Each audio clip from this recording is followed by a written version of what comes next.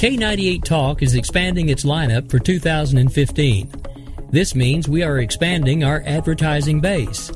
Whether you're a startup trying to push through to the next level or an established business trying to supplement your advertising budget, web-based advertising is a solid investment.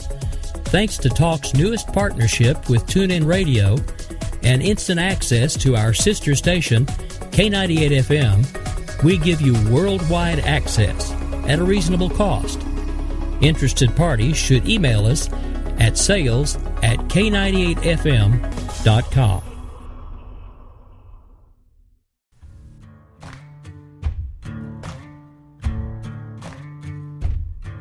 K98talk.com, a leader in internet radio.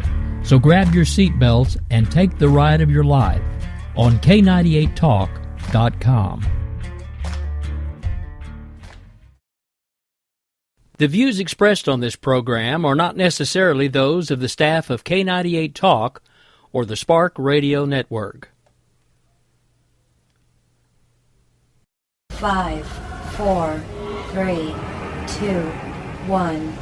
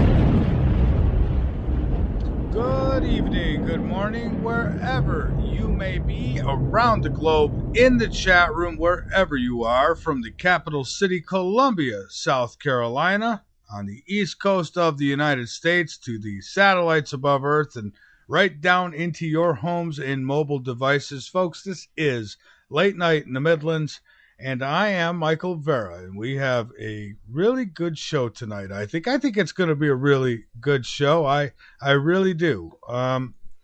Well, our guest tonight is Robert Williams. He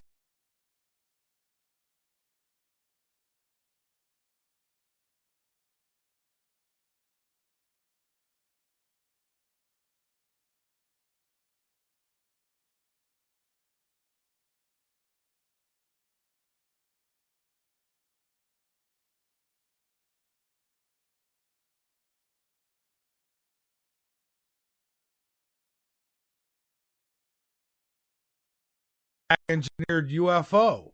We're going to talk about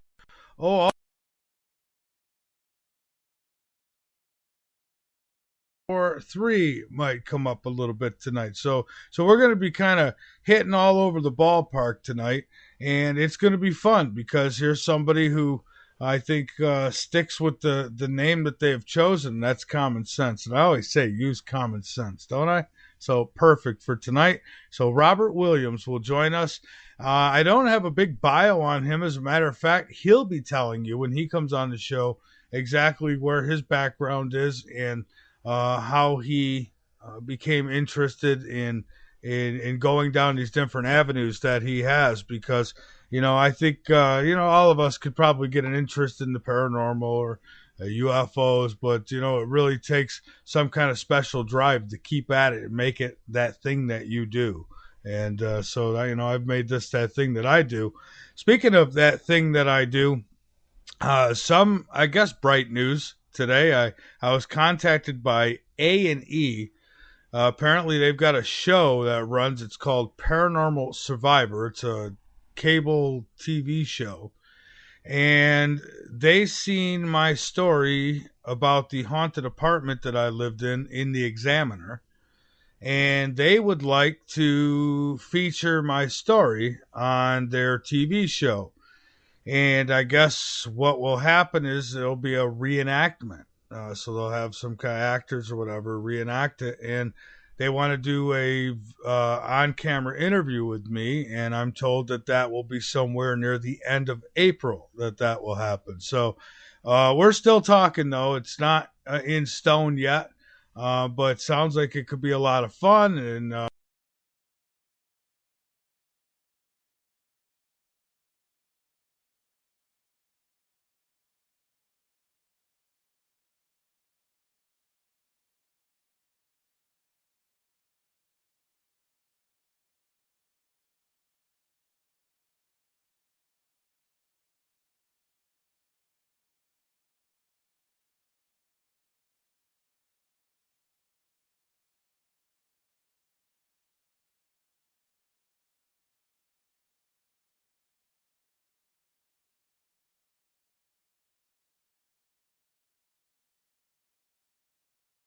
on the front, and I'm looking forward to it.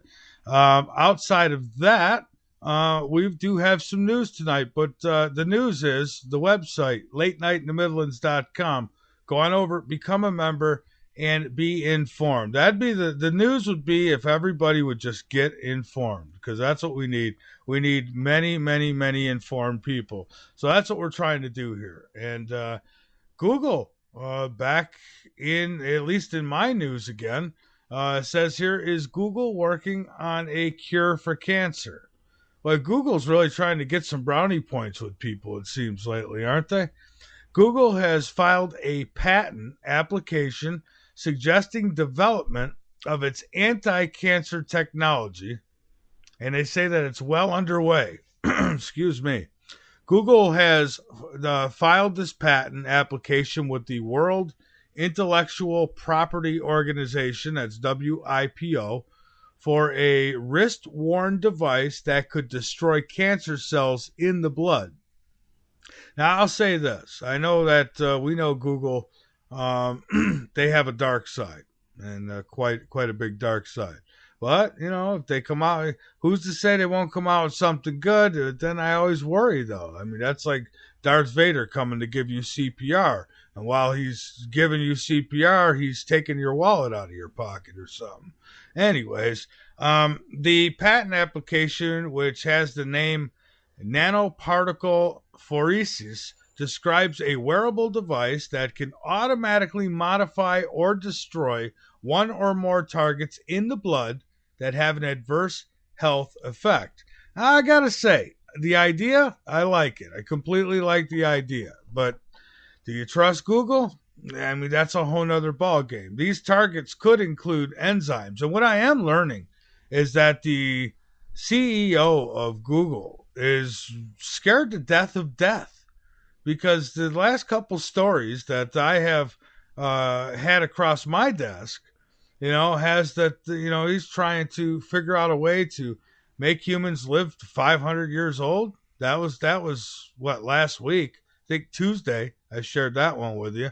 And now they want to come up with this device, this wearable device. They say it's able to modify or destroy the cells by transmitting energy into the blood vessels. There you go. We're more and more looking like Star Trek here on this planet. Too bad if we don't change things soon, very soon. We're never going to get to the real good stuff. Woolly mammoth cloning project, it has begun. Scientists have extracted the DNA of a well-preserved mammoth in a first step towards creating a clone, led by Korean cloning scientist Hwang Woo-sok, the man behind the world's first clone dog. The team of Russian and South Korean researchers have begun its attempt to produce a live mammoth by first extracting the DNA from a specimen found in Siberia. That's also linked up. They say if they succeed, it will undoubtedly be one of the most important scientific accomplishments in history. I would have to agree. It would be at least one of them. One of them. Nuclear explosion photographed on Mars. Have you anybody hear about that? Now, this is the first I'm hearing about this is today. I was going through some news and I seen this and I thought, why haven't I heard about it? Or has it flashed across my desk and I totally missed it? Anyways, an image of a mushroom cloud on the red planet has caught the attention of, oh, here we go. Ready? That's us, guys. Conspiracy theorists. Because anybody who's spreading the truth will now be classified as a conspiracy theorist terrorist. Or a conspiracy terrorist, I think is the new name that we're going to all capture here. Speaking of capture, it was captured by India's orbiting space probe. The controversial image has been hailed by some as evidence that something unusual is still happening down on the surface of Mars, showing what looks like a large mushroom cloud rising up above the famous valleys of Marinas Canyon. The photograph does look relatively convincing, given that the shape is sufficiently distinct and that it even appears to be casting a shadow. Now, they're trying to say here that in the end here, this article, they're trying to say that it was just an illusion of the eye. And no, you go take a look at it, folks. It's linked up under News and Discovery. As a matter of fact, if it's not, it might not be yet. But it will be by the end of tonight's show, if it's not already. But it's linked. It will be linked up, and you need to check it out because for me, I don't know, it looks damn well. Looks like a mushroom cloud to me. Something blew up there. And speaking of things in our sky, a video that somebody had shared with me today, I found it interesting. Now, could there be some fiddling around with it? I suppose. Now, I haven't been able to find any flaws per se in this video, but that doesn't mean that they're not there. However, I will say it is a very, very well done video if it is a hoax. I do have some questions. By the way, this video is linked on the homepage of LateNightInTheMidlands.com, and it is apparently the second sun, Nibiru, Planet X. Call it what you will. But it shows below the sun.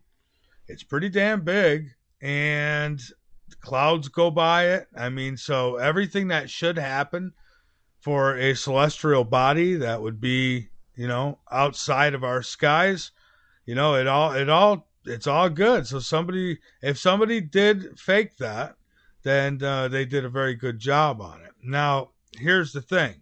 For me, it's not 100% official until I can speak to the person who recorded that video. Right now, it's just secondhand to me. And so until I get the first hand that was on that camera that day, I have questions. First off, where was it taken?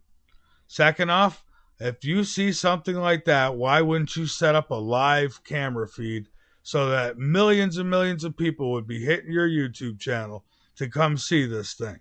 And why aren't we seeing more videos of this popping up? And don't say, well, there are. I see all those second sun videos. There's tons of them on YouTube, and most of them aren't worth the weight of the camera. But I'll say this one. It was interesting enough that I posted it on the website. So it's there for you to check out. Again, is there something up there? Who else has got videos of this? Because it can't just be one. And if it is up there, I'll say this. If this thing exists and it is out in our solar system, I would have to guess that right now it would have to be somewhere right near Jupiter. And because we just seen a video not long ago about with Jupiter distorting.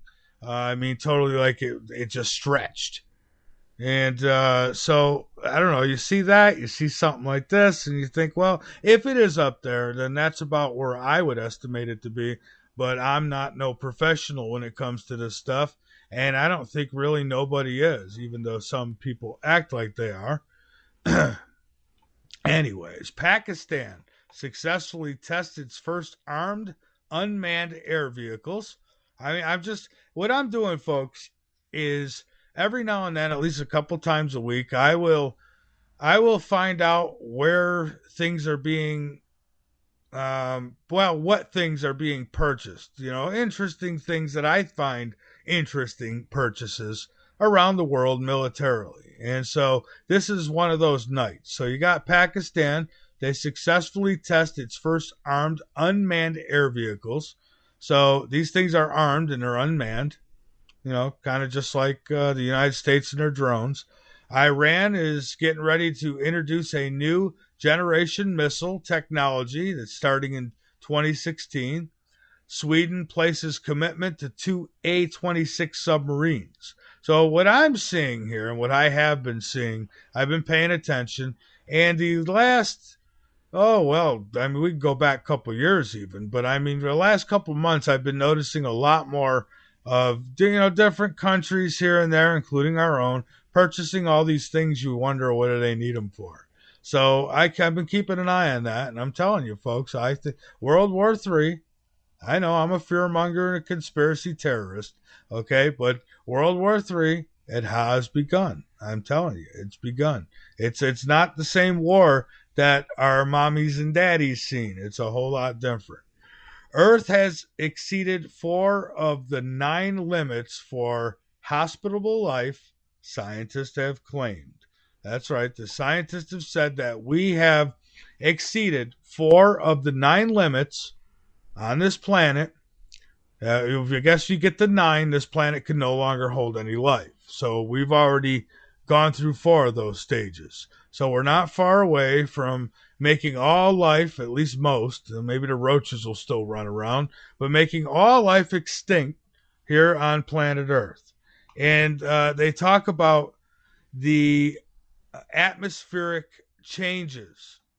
Well, we all know about geoengineering now, don't we? I'm telling you, I still say that is at the top of my list of the biggest dangers to mankind. Geoengineering, and you may as well throw Fukushima in there too, because the two of those together, it's like King Kong and Godzilla just rose from the ocean. But that is or will be linked up on Late Night in the Mids. If you're listening on the Dark Matter Radio Network, then this will be up by the time you hear this. But if you're listening on LateNightInTheMidlands.com right now, you're probably not going to see it yet. Here's a report that came in today, too. This came from Drudge, I believe. Illegals eligible for $1.3 trillion in retirement benefits. $1.3 trillion in retirement benefits. Illegals. That's right. People who have come into the country illegal, they broke the law, and they worked, which was illegal, so they broke the law again. All right? They're going to get $1.3 trillion of your money.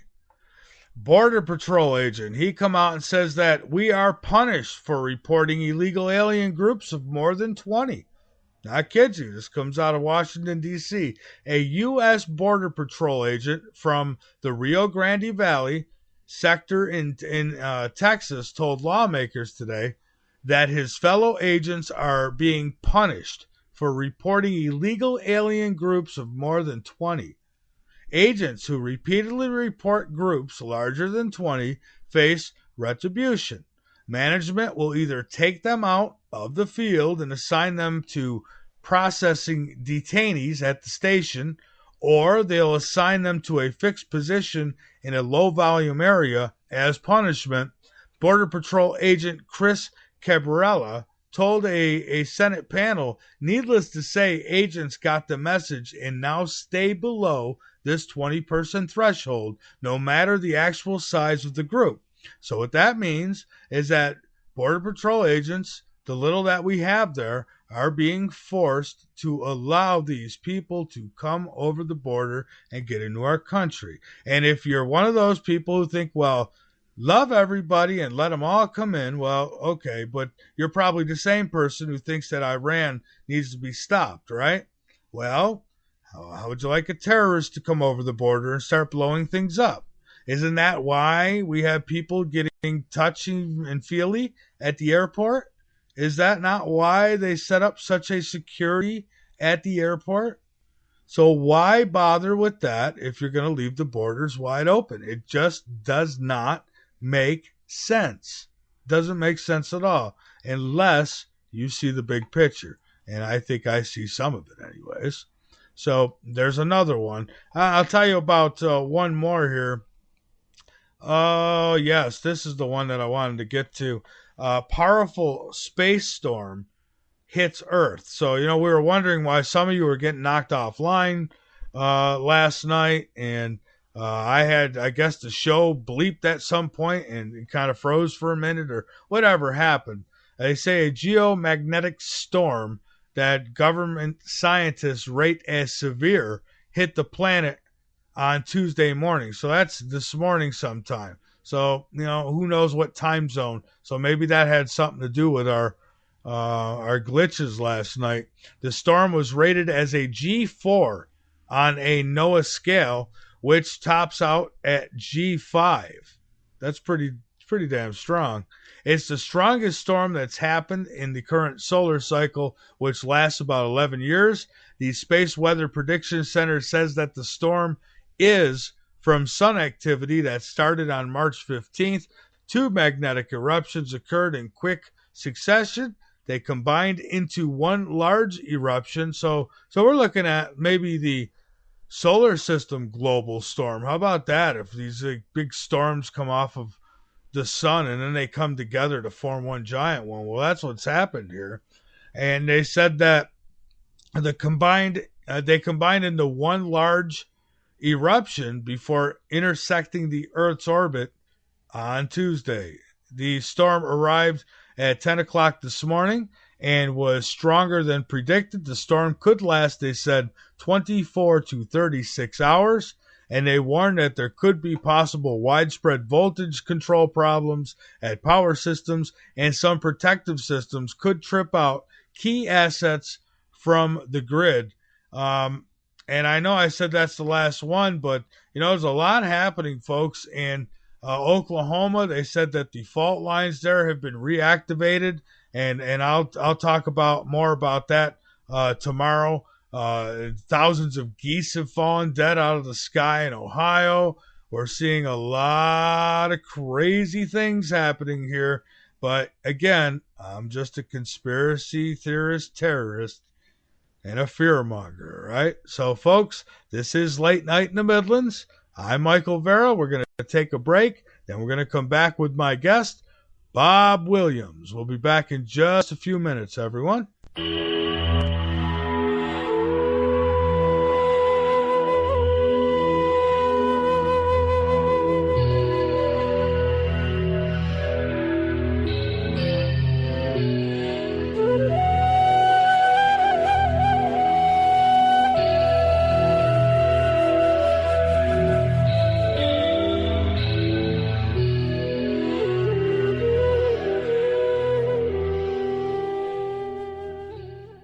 The L&M Radio Network and Late Night in the Midlands depends on you, the listener. Without you, there would be no us. So help us continue to bring you the best guests with the best information, and subscribe today. Information on becoming an L&M subscriber can be found at the top of LateNightInTheMidlands.com. Just click the About Subscriptions tab and become part of the family while helping the truth stay alive.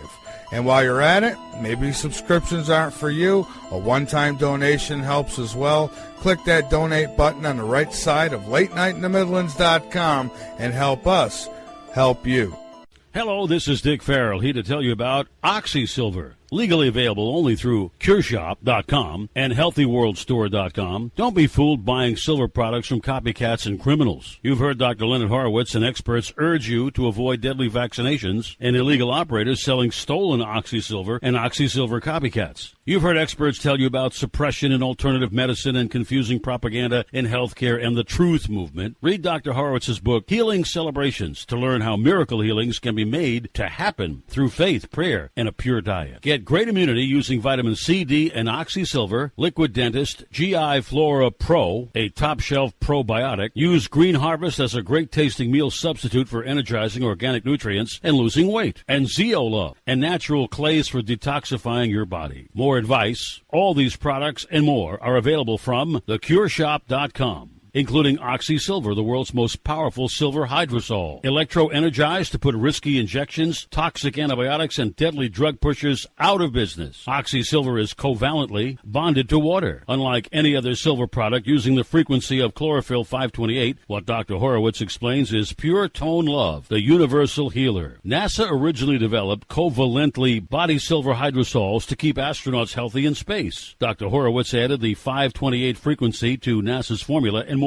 OxySilver works three ways to electrocute dangerous germs better than anything, far better than all leading silver products, and without any risk. OxySilver oxygenates and resonates with 528 for faster healing. So help save lives, putting drug lords and criminals out of business, and keep the LNM network broadcasting. Register for our free cooperative at healthworldaffiliates.com/4948. That's healthyworldaffiliates.com/4948. And buy OxySilver and other great products in package specials at great discounts from theCureShop.com. Buy OxySilver, GI Flora Pro, Green Harvest, Zeolove, and Love Minerals at great discounts at CureShop.com. That's CureShop.com with two P's. CureShoppe.com. Or call toll-free at 1-888-621-7611. That's 1-888-621-7611. Do it now.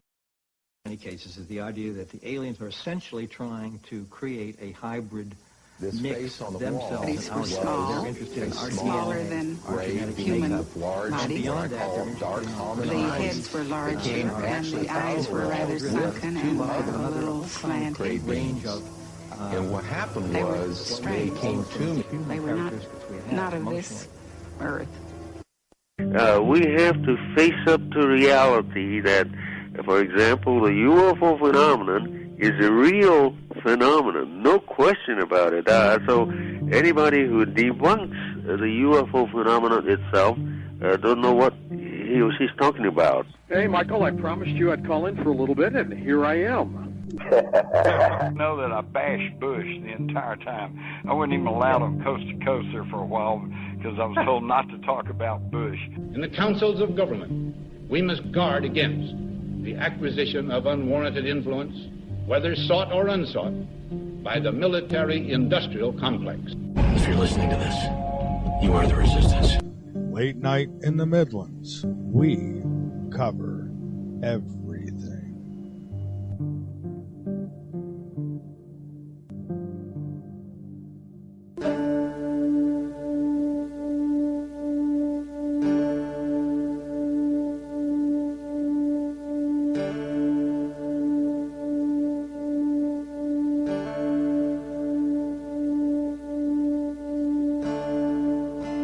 See not what I have shown you.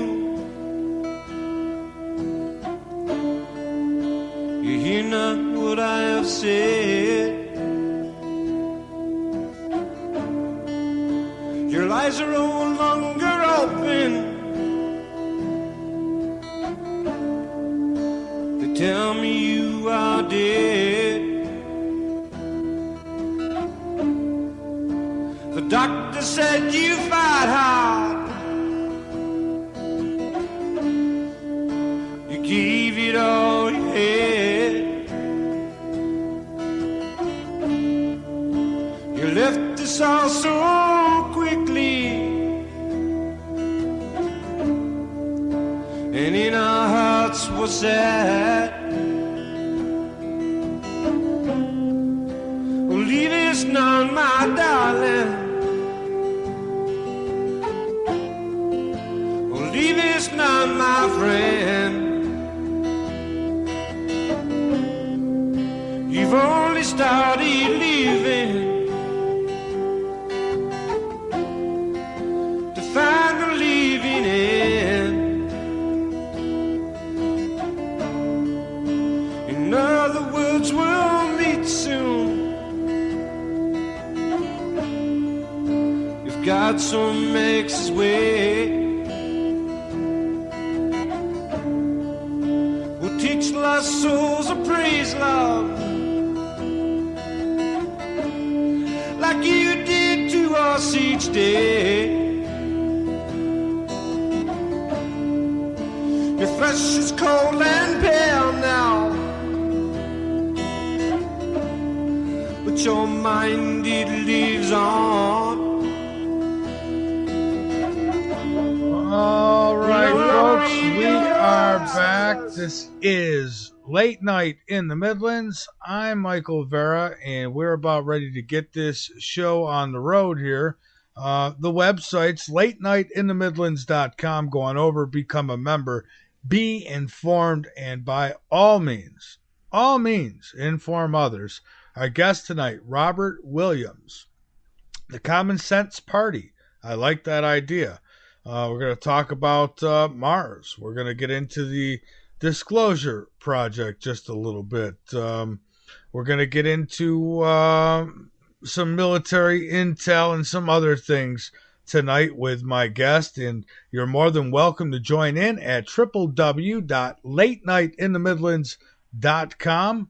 You could either leave us a private message question, or you can call in at 803-317-2264, but not now, not until we get things going here a little bit here. So Robert Williams, he's the guest, and I'm going to bring him on with us right now. And folks, everything is squared away here on my end. So if anybody is undergoing any kind of audio issue right now, then it's either the sun's doing it or you need an upgrade on your computer or whatever you're using to listen. So because I've got meters and everything's good. And that's funny. You know what's funny is when I complain about something not sounding right, everyone tells me, oh, it sounds fine.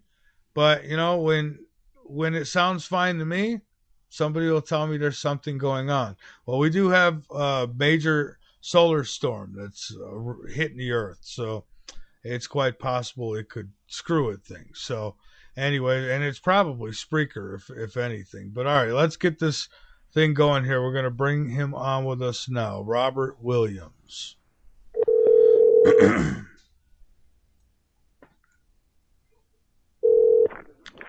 Hello. Good evening, Robert. This is Michael Vera with Late Night in the Midlands. How are you?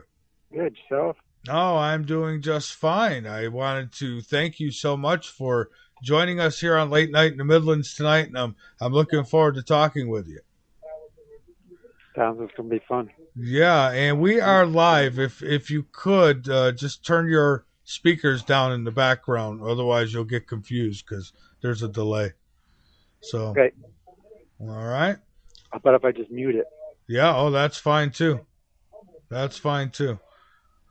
All right. So I thought maybe we'd start, Robert, with a little bit of background. So maybe you want to go there first and give a little background on yourself and what led you down this road. You've got some interesting websites, a lot of information on them. I've known that we're not alone per se, or believe that since I was a kid when my father told me about his UFO that he saw when he was on the towers. Electric towers. He used to be a lineman. And so I grew up reading Glenn Donigan, Chariots of the Gods, Hollow Moon, and stuff like that. And got into computers with the Commodore VIC-20, where you had to dial with a 40K baud modem from computer to computer. I went to the 64, then the Commodore 120, where I called the CIA number and got the CIA terror handbook that actually has the plans for a nuclear weapon in it, besides showing you how to make bombs with serial pitch material. But then I moved on to a football program and that I sold, and had my first heart attack when I bought my first house in 92. I had 3 other heart attacks from picking up my wife who was disabled in 98. I was a teacher at Clinton Community College, where I got First Lady Hillary Clinton to give me a release of the Mars Global Surveyor pictures, which had been withheld for 27 months, and they were supposed to only hold them for 6 months, so they've been holding it for more than 2 years. and had lost 3 spacecraft in the meantime. My goodness. So I sort of like snuck in past the Secret Service helping a handicapped guy who had a drivable car. He couldn't use his leg, but he had a drivable car where he could use the handles. He just needed someone to get his wheelchair out of the trunk and put him in it, help him in it, and push him into where he sat for the day. And as I did that, we walked right past Secret Service, and I had him in a spot, and I was about ready to leave, and Secret Service says, "You can't leave, she's in the building." Fine, I'll stay. I had my Mars t-shirt on, face facts, NASA, so I just stayed in the thing. And when she came around to me, I went forward, and I shook her hand, and said what I said, and 36 hours later, over 6,000 or 7,000 images were dumped on the FTP site. Wow. And I got fired from there. It took them a year to fire me from still doing Mars stuff and the face on Mars, the Aries face. And then I used all the unemployment to the last drop out of spite. And then worked at the border and got 3 more open heart surgeries from picking up my wife again. My goodness. So I started the website in probably 2005, mycompositepolitics.net, and I've always prepaid 5 years in advance. And so right now it's prepaid until December 31st, 2020. I'd like to start a new political party called Common Sense. I own the domain officialcommonsenseparty.com, since I think running for any government job is a business. Yeah. It should be. It actually is a business because you got to buy posters, you got to buy, all this stuff. You got to pay advertising. So rather than go around and beg money, if we actually had a party run to make a profit instead of a non-profit where all this donated money is tax deductible. Okay, so wouldn't it be so profitable for the Koch brothers to donate to the Common Sense Party since it's not tax deductible? They can't expect any favor back. I see. Yeah, I've often said that politicians should wear uniforms like NASCAR. They should have all their sponsors patched up on their suits. See, with the Common Sense Party, if it's making its own money, you wouldn't have that. In other words, in order to get the Common Sense Party endorsement per se or run under it, you would have to do with whatever ideas that we come up with, a new Declaration of Independence and a new Constitution, starting off with all people are created equal when the umbilical cord is cut. Until that time, that baby is still part of the creator. I see. So, and plus, no documents classified beyond 15 years. Oh, I see. So that's my personal limit. Although I'm sure they probably would have down to 25 or something. But well, and when they do unclassify something, and you do wind up getting your hands on a copy of it, it's always blacked out. They got see, this 15 years would take the blacked out part. You'd have to disclose after 5 years, then 10 years you could with some blackout, 10 years with some more blackout, but in 15 years it has to be completely released with no blackouts. Wow. Well, I almost feel like at this point we need it all released because. I agree. Yeah. I mean, there's a 159-page document from the NSA about Roswell. There's a 156-page document from the NSA by Roswell. One that Nick Pope asked for, one that Stanton Friedman asked for. Completely blacked out pages were sent to all of them. Completely blacked out. Yeah, I know. Why even bother? See, that's what gets me. I mean, that's almost like in your face. We're not giving you anything. That's why I put that little picture I got up there on there. The truth is out there. It's conspiracy theories. Yeah, that's right. if what we're saying isn't true, then release the data. If the Israelis had nothing to do with it, why is the government classified? Why is the Saudi government classified? If it had nothing to do with it, why is it classified? Then it had something to do with it. The main fact that you're classifying it is proof that you're hiding and lying about it. That's right. That's a flat fact. Yeah, that's right. Now, I was going through your website and I seen all the 9/11 stuff, and unfortunately, I didn't have enough time tonight to listen to one of those videos, like 4 hours long. And I've started it, and I'll tell you, it's hard to pull away because it's all so true. I mean, the obvious is right there, and yet people just go with the official stories on these things. Like even Roswell, I've talked to Stanton Freeman about Roswell several times. And but then there's other people who say, oh no, it was some secret military thing that they were doing, and they didn't want people to know. And I'm sick of the guesswork. I want to know, because I know that we're not alone. I've seen UFOs, so I know those things are real. Now it's just a matter of who's driving them.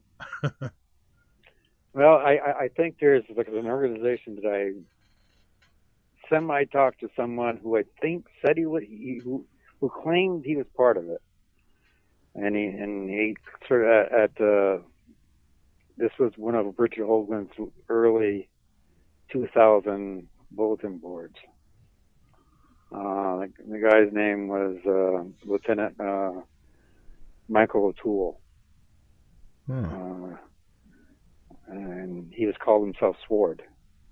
And Sword, yeah, I know all about that. Okay, go ahead. If you had Gary Legier on, I'm sure before. Yes, Gary knows the guy, and I know Gary. Yeah, and we remember that guy from back then.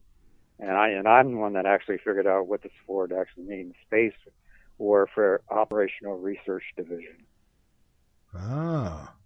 And in the 2013 Citizens Congressional hearing that Steve Bissett put on, Stephen Greer and the lawyer that was for the Pentagon Papers, the Iran-Contra investigation and stuff like that, and those two were talking together, and they said that someone from Skunk Works said, we've been able to take E.T. home since 1955.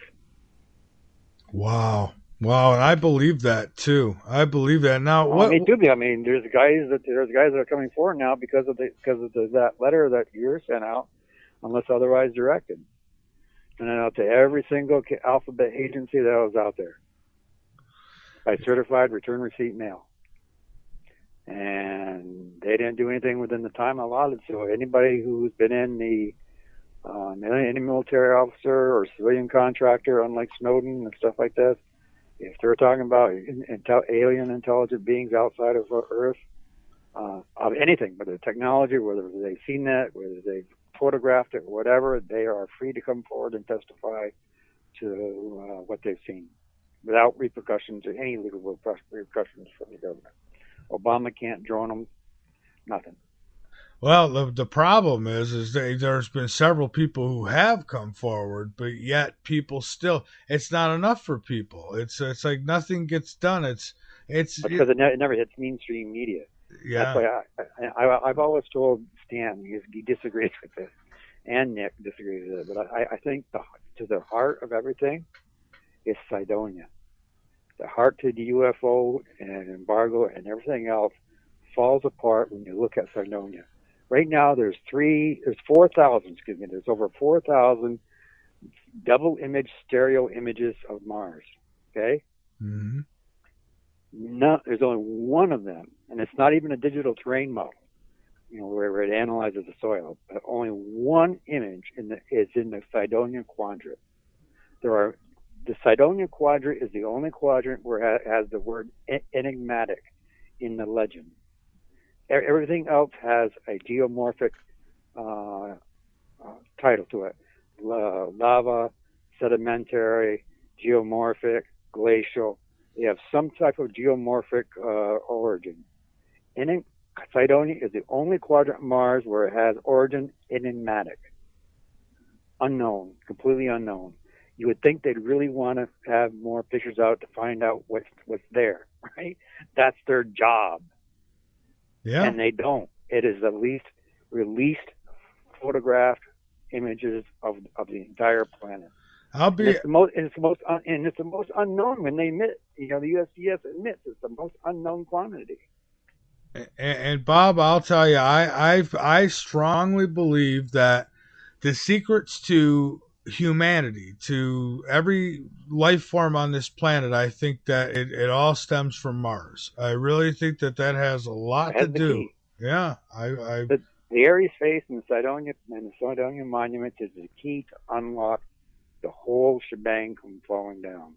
You pull that card to mainstream media, and boom, it all falls apart.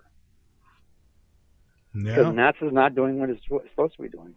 Well, actually, they're doing exactly what were designed to do, and that's keep us out of the loop. Yeah, I mean that's true too. But they're following orders right now, and I think that they don't no longer have to follow orders. And if we could just get that across to their head, to a point where somebody other than Jim Moberg ask the questions, or stand nigh the guy, the science idiot, asking questions, might get somewhere. So what would you say is the biggest reason that they keep this secret from us? I always thought it had to be the technology. It's the energy. That's it. It's the fact that we're rid of fossil fuels. What do we have going on for the basic machines that we make? Is war machines. If we switch from an economy of making war machines to space machines, turning, like I say in my common sense politics, common sense ideas for turning earthling human beings into spaceling human beings. We're going to switch. We're going to evolve. We might end up looking like large ETs, 6 feet tall and thin. If we have babies in orbit, and now stay in orbit. But if we move from making war machines to space machines, using this free technology, using the free energy of zero-point energy that powers the anti-gravity, and what it is, how they can make those sharp turns and stuff, is there are actually mini black holes. When you're sitting in that machine, you're sitting on top of gravity. You're not sitting on top of the planet Earth's gravity. You're divorced from that.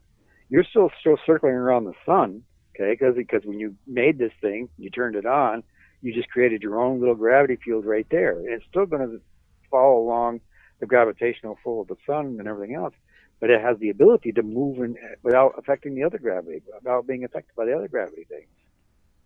That's how they can do the 90-degree turns without getting smashed against the bulkhead.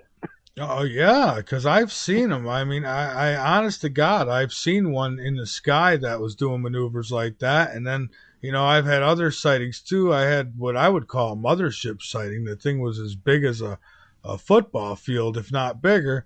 I mean, so I've seen these things in the sky. So, when people, for me, disclosure's already here. Now it's just a point of filling in all the blanks. It's breaking through the glass ceiling of mainstream media. Oh, they have been such a gatekeeper, haven't they? Yeah, what I call them, listen if you got time to listen to all this. Mainstream media of mindless minions, masticating, meaningless, misting, musting, munching millionaire moguls, mobsters, misleading, misdirecting, meandering, millennials, mush, missing much. And that's just the common sense part of it, right? Yeah, that just actually makes one thing. So it's like politicians prattling pontification, pigeon poop, puffery, philandering, prurient, prostituted, payroll, profiteers, pirates, phony, pampered, profundities, pork barrel, porkers, puckers, puking, pukes, puke mouth, puke face pimps. That about sums it up, doesn't it? Yeah. So, what do you think we'd find if you and I were able to go to Mars if we were able to see what NASA really has? What do you think is going on Mars? Is there bases there, or is there? I mean, did you hear about? I believe there are bases there. I believe I've actually captured one with the smoking pyramid, the Sidonian smoking pyramid. There's 4 different mock images that I've got, and 1 high-rise image. Well, there was just a mushroom cloud on Mars that was just reported. I just seen it today. They said it was a mushroom cloud. So almost like a bomb went off up there. What's going on? I think that was a burp of methane. Yeah. So maybe the core is kicking back up, or I think the core is.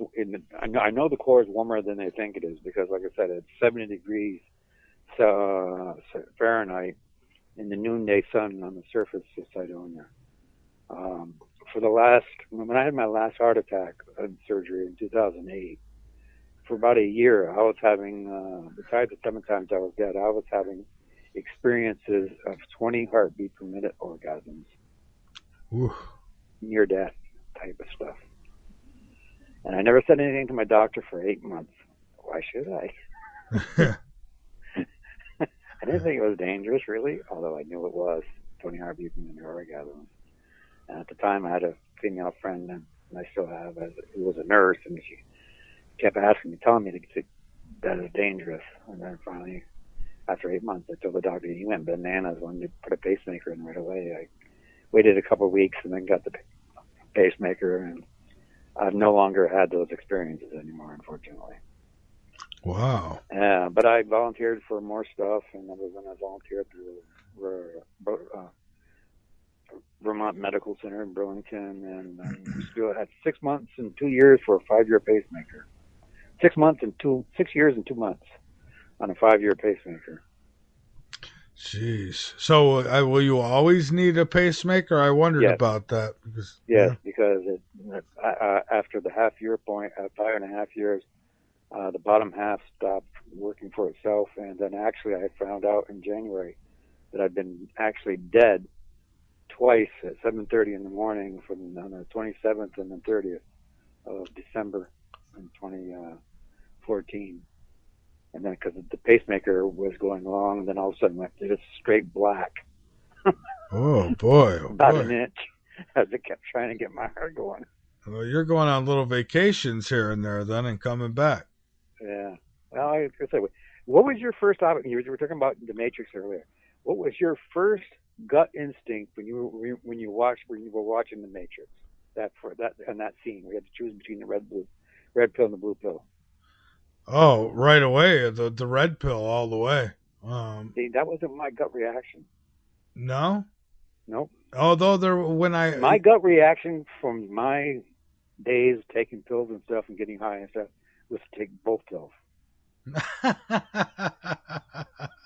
I would have said I would have gone through a logical explanation of why. You're saying everything I see around here is an illusion. Those pills are illusions. Code. They may be code. It's all code. Let me hold each one. Let me wait. See if one weighs more than the other. Why should I trust you? You say this is all an illusion around me. Let me hold them. Yeah, that's a good way of looking at it. See, now I would have took the red pill and just been done with it, right? Yeah. See, my first gut reaction was to take them both. Well, imagine what the movie would have been, because he still would have been ejected. Yeah. Okay.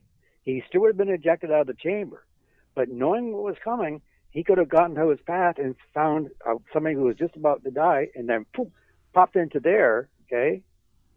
And then all of a sudden he's got more life in him and stuff, so all of the nutrients start coming back in, and he goes back out under a different name, knowing that it's a false thing, and still have the power to change things inside the Matrix. And he becomes a good Mr. Smith to the movie.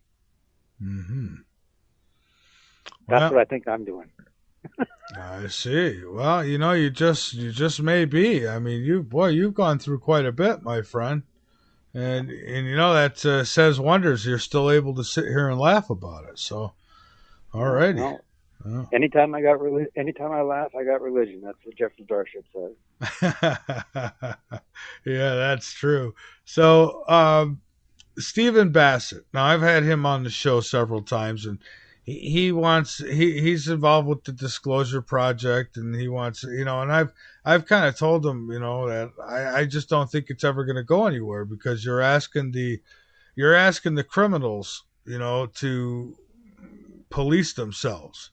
And I just don't see it happening. I mean, are they going to come out and say, okay, yeah, we've been lying, we're sorry, we're not alone? I just don't see it happening. I think, and then I wonder, who doesn't want us to know? Is it the government? Is it the ETs? who is the one that is saying nobody's to know about this? Because if it's the ETs, I'm even more concerned. I think what it is, you have to understand it. I think there's a war going on in space itself. In other words, there's more than one intelligent being that's out there, and more than one intelligent races, and they all don't get along with each other, just like we don't all get along with each other down here. And so I think things are a little bit more complicated than one ET wants to, one ET doesn't.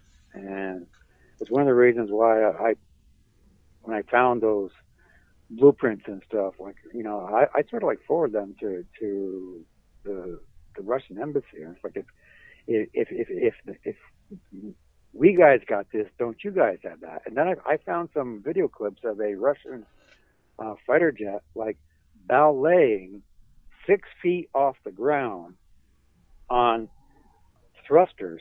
Okay, just one engine coming out the bottom, doing turns around and around and around, like 3 turns, and it's only 6 feet above the ground, and it goes about 20 feet down the runway, making a protocol like a ballet dancer. And I'm thinking, if they got anti-gravity, instead of being big ships, you can build them. Why can't you adapt it to a little tiny ship like underneath the pilot's chair? So you got that whole ship basically around that pilot. That's anti-gravitic, and you're moving it with just jet fuel this time. Easy on you get a lot of mileage. Yeah, you would get out of the jet fuel, but you're still not giving away the secret of anti-gravity and 0-point energy. But you're still making war machines rather than space machines. Well, I think they're making both. I think the war machines are for our eyes. The space machines is what they're doing while they have us distracted with the wars. Right. So I think now, would you say that the human race is involved in this war in space? I believe, yeah, we have some military units out there. So we have the space warfare operational research division. So then we have our own spaceships. Then we're out there, right, and armed with lasers and stuff like that. And did we get these from reverse engineering, or just plain gifts? You didn't even have to reverse engineer. We did. They were just giving us They just gave us the schematics for some of this. Wow. Well, I would wonder if they would even want us out there, though, because I guess, could they be as destructive as we are? It seems like worse. I would guess worse. Because they have the technology to go to whatever planet they want. Right. So planets and move moons. Like I think the moon is hollow down inside it. Like I have a song called "We All Live in Spaceship Earth," which is a variation of "We All Live in the Yellow Submarine." Yeah. Okay, so we all live in Spaceship Earth. Spaceship Moon, excuse me. We all live in Spaceship Moon rather than Yellow Submarine. Because of the Chinese rover just found 9 more layers. We only thought we had 5 layers. They just found 9 more, and maybe more underneath it. Layers of what? Blank spots, cavities. Oh. So maybe someone's driving this planet, huh? Right. So that the moon may be occupied, and there's big cavities of empty space that's inside the moon. That's why it rings like a hollow bell sometimes when you hit it. That's why you can feel the quake. So it travels like there's air in there rather than rock. Well, that's quite a thought. Well, I think it's been there for so long. It's like we've been engineered, and we're being bioengineered now. Look how they're chemtrailing us. Oh, they're killing us with the chemtrails. I went out for my walk today, and then I'm walking, and it's beautiful out here. And then you look up in the sky, and you see all these chalk lines everywhere. And I'm thinking, wow, why aren't people coming out of their homes asking what the hell's going on? I mean, it's that thick. They got the monetary system such that there's the 1% and then there's the 99%.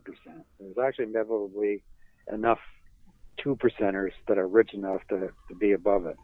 But most of the people, over half of the population in the United States makes less than 50 grand, I would think.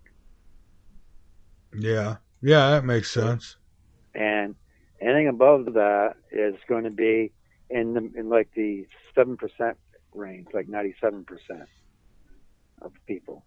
And then you got your millionaires and the super billionaires, which are the 1%. But there's a lot of the billionaires and a lot of millionaires who make like a couple $1 million a year and stuff like that. Those are the 98%ers. Yeah, and then you've got the puppets who love their strings, because there's a lot of them who, I have people say all the time, oh, the president's just a puppet. Well, if you've got a problem at, say, something you bought at Walmart, the first place you go is to the service desk and you ask for the manager, because that's where you start. So he's kind of like the manager. That's where I start. And then I work my way up to strings. And, of course, then it gets to the billionaires and the trillionaires. The Rothschilds. Yeah. Actually own the most, that family. And the U.S. has kind of torqued off that United Kingdom signed with the Chinese bank, which is going to be the new bank to compete with the IMF. Really? Yep. They signed yesterday or the day before. The UK signed on to the Chinese European bank. Well, yeah, China said just a couple weeks ago, they said that they're pushing to, take the lead in currency. Yep. So, look, all their products are here. You can't go into a store and find things made in the USA anymore. In fact, under Goldman Sachs, you'll find Chinese soldiers guarding the Chinese gold. They don't trust Americans. Wow. Yeah. Well, Chinese soldiers are down there guarding, or that are in the vault. It's not Americans. It's not Secret Service. It's Chinese soldiers that are down there. They come from the embassy, live in the embassy, and they go back and forth, and they guard the gold down there. Not any American. Well, I know that there's Chinese troops here. I know that there's UN troops in this country right now. I understand there's even Russian troops. There's supposed to be Russian warships that are pretty much, off our coast out there. Submarines, yeah. And then you can't bother. I mean, can you fault Russia, who's never really gone on a massive land grab anymore? There's no nation that's gone on a massive land grab more so than America. Since 1776, you flew inside of blankets after you take away the guns from the Indians and give them off their land, put them on a reservation where you can't grow anything and you can't hunt, you can't do this, because you took them all their stuff away, and you give them blankets filled with flu, and of course you're going to kill them off. So they started creating genocide right from the word get-go. That's very true. That is true. And America has always been conquered lands, and they never stopped doing it. They're trying to do it with Ukraine now, with the Kiev coup. And as far as Russia getting into mobilization lately, because the news you just had, that's only to counter because they're doing something in Poland. The U.S. is doing stuff in Poland, and another country. I see. So then.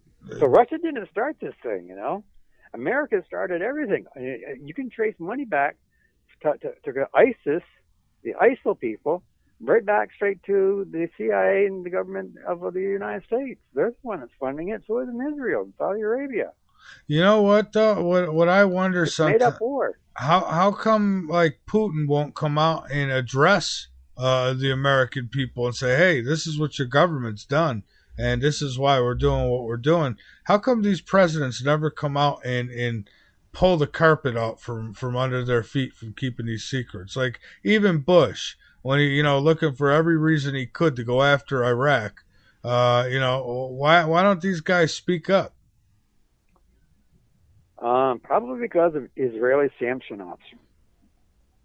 And I don't know if everybody's gotten all their stolen and Israeli Davy Crockett rockets found and removed from their territory yet. I know the U.S. is still looking for some. Yeah. So pretty much, as you say here, Western propaganda is why Russia is in But I think once the ink is dry on the New Deal to get a new IMF, one only it's going to be socialized with South America and East Asia, China, Russia, and along the Malaysian coast. So that's why the Malaysian Airlines were picked on. They held a court, finding George Bush, of crimes against war crimes. Yeah. Oh. That's why one of their planes went down. And then another one was when they said the Palestinians were creating, the Israelis were creating war crimes against the Palestinians in Gaza. Then another plane went away. Had nothing to do with pilot errors, or it had something to do with geopolitics. It was Malaysia, that was the government that was going against the Western things. It's like I tell Mikey, and if you go against Mikey, you're going to get picked on. Yeah, that's pretty much what's going on with these countries, because we've been bullying these little countries for quite some time now, and we go into Egypt. Of course, we're told it's not a war, though. And then we did Iraq and Afghanistan and all these places, and it's almost like these are countries that I guess they're not doing what they're told. And so it's like, all right, well, if they're not going to do what we tell them to do, we've got to get their government out, put a government in there that will listen to us. Regime change, just like General Wesley Clark said one day. He went down to the Pentagon. At first, they only had two countries on the list, Afghanistan and Iraq. And he said it's worse than that. There's 7 countries on the list that they want to conquer in 5 years. And there was Syria, there was Lebanon, there was Somalia, Iran, and Yemen. Well, Venezuela. And now Venezuela, they're picking on them twice now. They added more sanctions on. But the rest of the South American countries are pulling together and giving Venezuela a break, and so isn't Russia. Well, so isn't Cuba. In fact, Castro just had an op-ed today news item against America for picking on Venezuela. Yeah, I seen that. Like a regime change. Because they got caught. Venezuela's reacting because they found the CIA spies that were causing the demonstrations, paying young people to go out and riot. Yeah, exactly. See, and so they're exposing that, and right away, sanctions. We've got to, they're the big bad wolf now. What I also find out is they've got some. I'm understanding that they have more oil deposits than Saudi Arabia does. Is that true? Could be. It's I figure that's where the rainforest was, right? Yeah, it's always been there. So if oils are just desiccated in material and stuff. And the South continent's probably been that way a lot longer than Africa, which has a lot more desert. I don't think there's all that much desert in South America. There's some, but less than Africa. Africa's fatter in that area for desert. Well, I've been telling my listeners that, in my opinion, World War III has already begun. Would you agree with that? Yeah. Probably World War IV. Yeah, it's true. Yeah. If you count Roswell and everything that's gone on in between here, Russia counts the Cold War as World War III. Well, I guess it was for them. Yeah, they ended up losing, hundreds of billions of dollars that all became due. When? December 11th, 2001. Yeah, when Gorbachev signed the deal and all those Western oil companies came in and grabbed up all the oil companies from the oligarchs that were there, and the oligarchs ended up losing a lot of money, and they put Russia deep in debt, and all those bonds and stuff that became due, instead of getting actual money, the Russians got squat because they closed down the stock exchange and just validated everything after September 11th. Yeah, we are, and it does kill me to say this, but I have to speak the truth. The United States of America has become the biggest terrorist organization on the planet, and always was. It's from the very beginning. Oh, that's true. It's true. I mean, you look at so-called the original Pearl Harbor. Okay. Was they knew about in advance, and they called the guy in Hawaii, the general, the admiral, and told him to send the aircraft carriers south. Didn't tell them about any other ships, just the aircraft carriers, because the airplanes were coming. They knew. Washington knew. Well, here's the thing. Here's where we're at, and I've been telling people this too, so I'll say it again. It comes down to this: either we change this government, or somebody else is going to. It's that simple. At some point, it's going to get really ugly. I mean, we've sat here, in the shade, sipping on our lemonades for a long time because it's our military that's been used as the strong arm of the New World Order around the world, and we haven't felt it here. Eventually, something bad's going to happen, and something bad's already happened for other countries. But eventually it's going to happen to us, and we the people. I mean, and it's not just America. There's other countries too, and all the people are going to wind up being totally enslaved. I mean, we talk about being slaves now. You're not even close to where it will be. That's true. Yeah, I mean, imagine once they start parachuting in. They've already taken control of the internet. Guns are next. Once they get the guns, it'll be easy from there. I wrote an article about one time where a newspaper outed every legal gun owner in 2 counties in New York. They put a map, put their addresses, they put a little red dot on the map. For gun owners? Their names, but put the address of all legal gun owners in New York State, 2 counties. A newspaper did that. Well, you'd be a fool to go messing around at a gun owner's house. So I know. That's true, but I'm just saying they know where they are. I mean, because everything's registered, right? Yeah. Oh, yeah. Oh, Mostly. If they all get all these registration laws and stuff and everything else, you can't get an illegal gun anymore.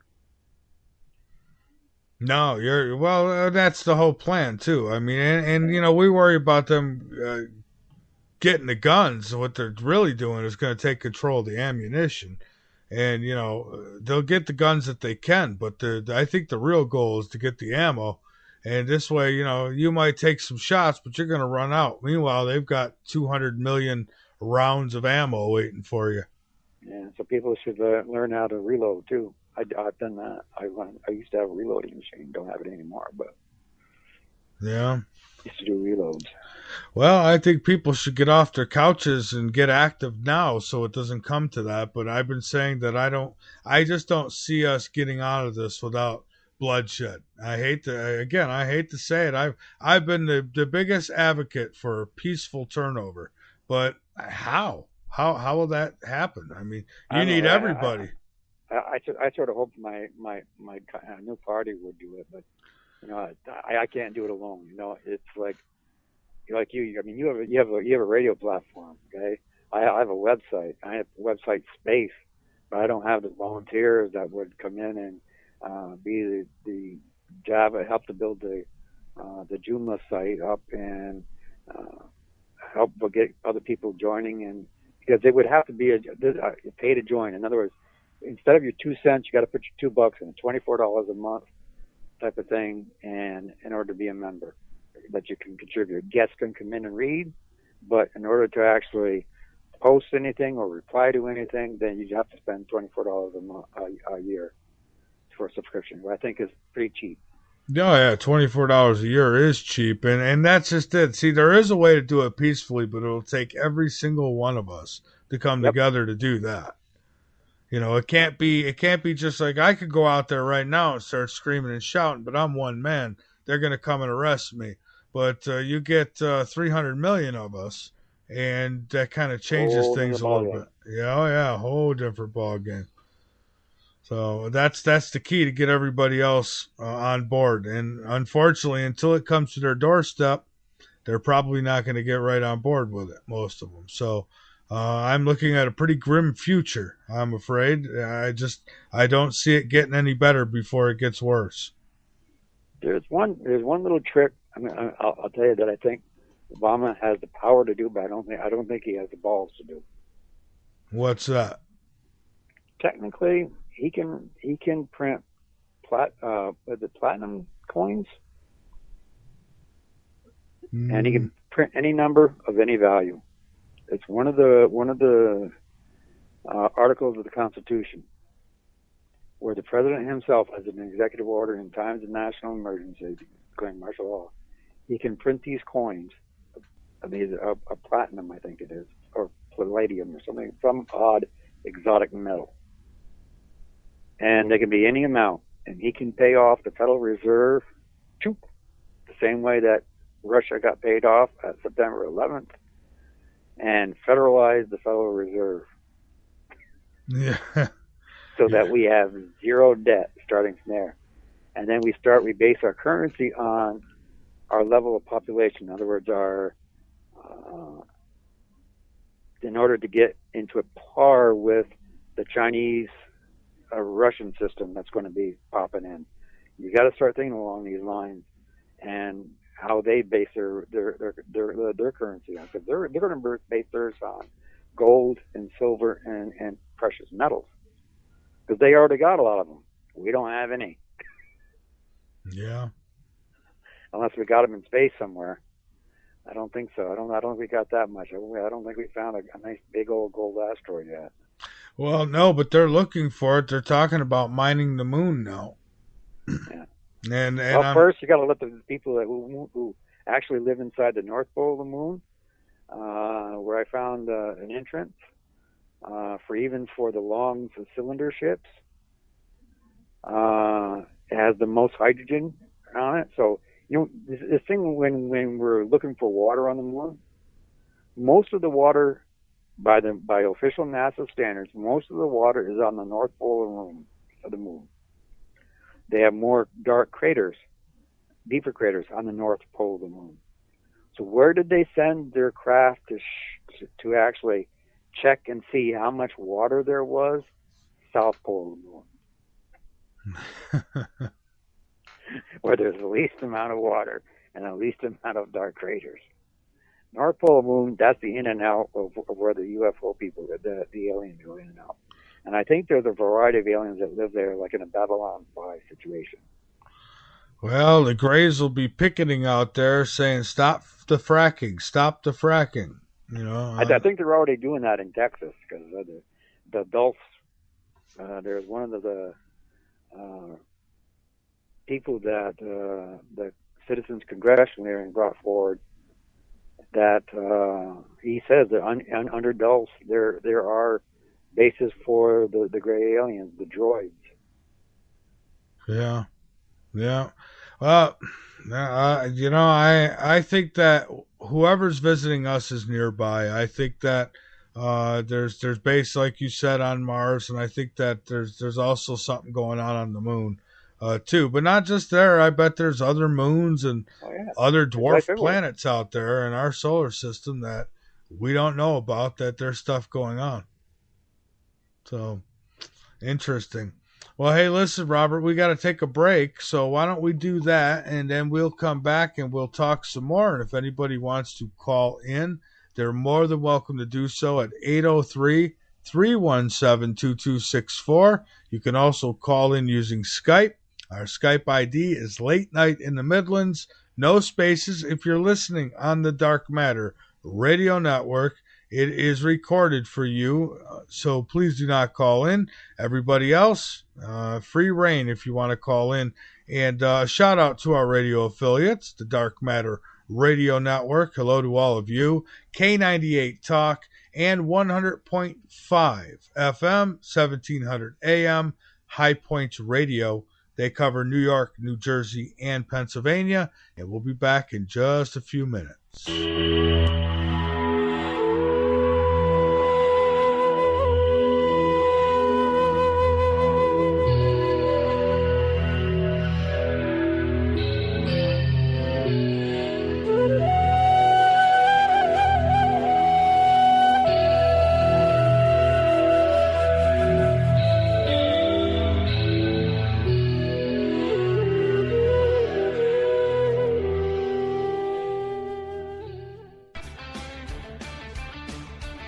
You have found the best place on the internet by tuning into K98Talk.com, where it is our mission to broadcast the very best variety programming, giving you a balance of information from every angle and letting you decide. We are here to serve our listening audience with a proven track record. So stay with K98Talk.com and the Spark Radio Network, and we will keep you informed.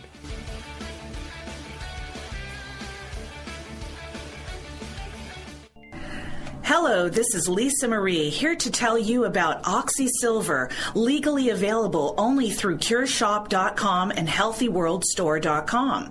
Read Dr. Horowitz's book, Healing Celebrations, to learn how miracle healings can be made to happen through faith, prayer, and a pure diet. Get great immunity using vitamin C, D, and Oxy Silver, Liquid Dentist, GI Flora Pro, a top-shelf probiotic.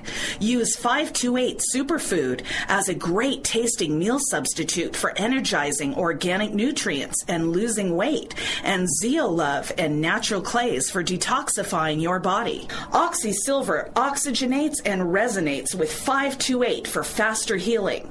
So help save lives, putting drug lords and criminals out of business, and keep the LNM network broadcasting. Register for our free cooperative at healthyworldaffiliates.com/4948 and buy Oxy Silver and other great products in package specials at great discounts from theCureShop.com. Buy Oxy Silver, GI Flora Pro, 528 Superfood, Zeolove, and Love Minerals at great discounts at CureShop.com. That's CureShop.com with 2 P's.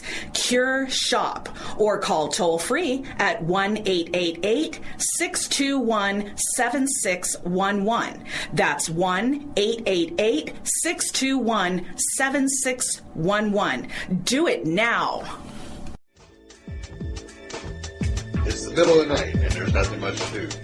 Bring your insomniac stuff over to Late Night in the Midlands and learn something. We've got every topic you can think of with very little being off limits. Alien abductions, government corruptions, the stuff that's got your sleep disrupted. Come join the conversation tales and tune in to Late Night in the Midlands with your host, Michael Vera. And as we have been programmed mentally, intellectually, one must be aware of this being programmed like a computer. Programming that we are constantly assaulted by throughout our life conditions us. It programs us to a particular worldview. The project is literally the secularization of the world. New secular or worldly order. A new study says the news media have been pushing a gospel of godlessness on the American public. Because this media is here and designed to make sure that they ask no critical questions. To make sure that the only thing that they are concerned about is having a good time. The only thing they're concerned about is filling their bellies. The only thing they're concerned about is acquiring more and more material things. And so that is why today, one of the struggles that you have as young people, that when you want to do different events and you want to talk about real issues, you have the struggle of many of your peers who've been so conditioned in this matrix that they would rather party than listen to the truth. They would rather party and shop and go to the mall than to stand up for issues of justice. They're stuck in the matrix. But you have the responsibility of helping to wake them up.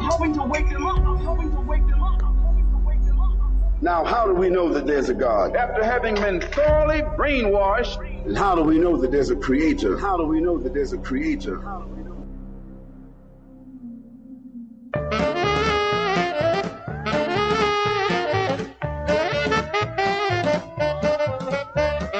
I made love to an alien near Roswell last night. We strolled along together in the pale moonlight. I had a funny feeling that something wasn't right. I made love to an alien last night. When she gripped my hand, I was feeling mighty fine, but her fingers with mine would not intertwine. Rub it down and gazed into her eyes. They were big as donuts and blacker than the sky.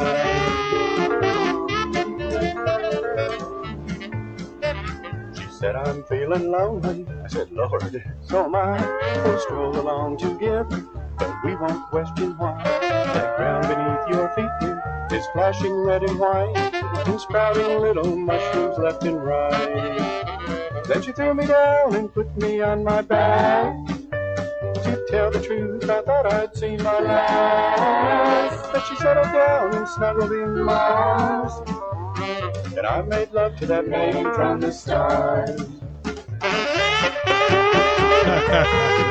All right, folks, we are back. This is Late Night in the Midlands on the LNM Radio Network. Folks, we've got a pretty good one here, I think, tonight. You know, we're discussing some things that, well, you know, I guess we're called conspiracy theorists for even talking about. But the fact of the matter is, you know, everything we're talking about here tonight, just about, I think, is, especially when it comes down to the political and government things, I mean, absolutely true. The technology, they've got technology that would knock you off your feet. They could run your home, your vehicle. There's so much that they can do, but you know they can do it. You can't, because they don't want you to know. They want you to continue to believe in the old fossil fuel theory, and this is why we've got to go to wars and things. So you know it's all true. It's just most people don't care. They've got 350 TV channels, and you know, and that's all that matters to them. As long as they get a paycheck or a check comes in the mail, however that works for them.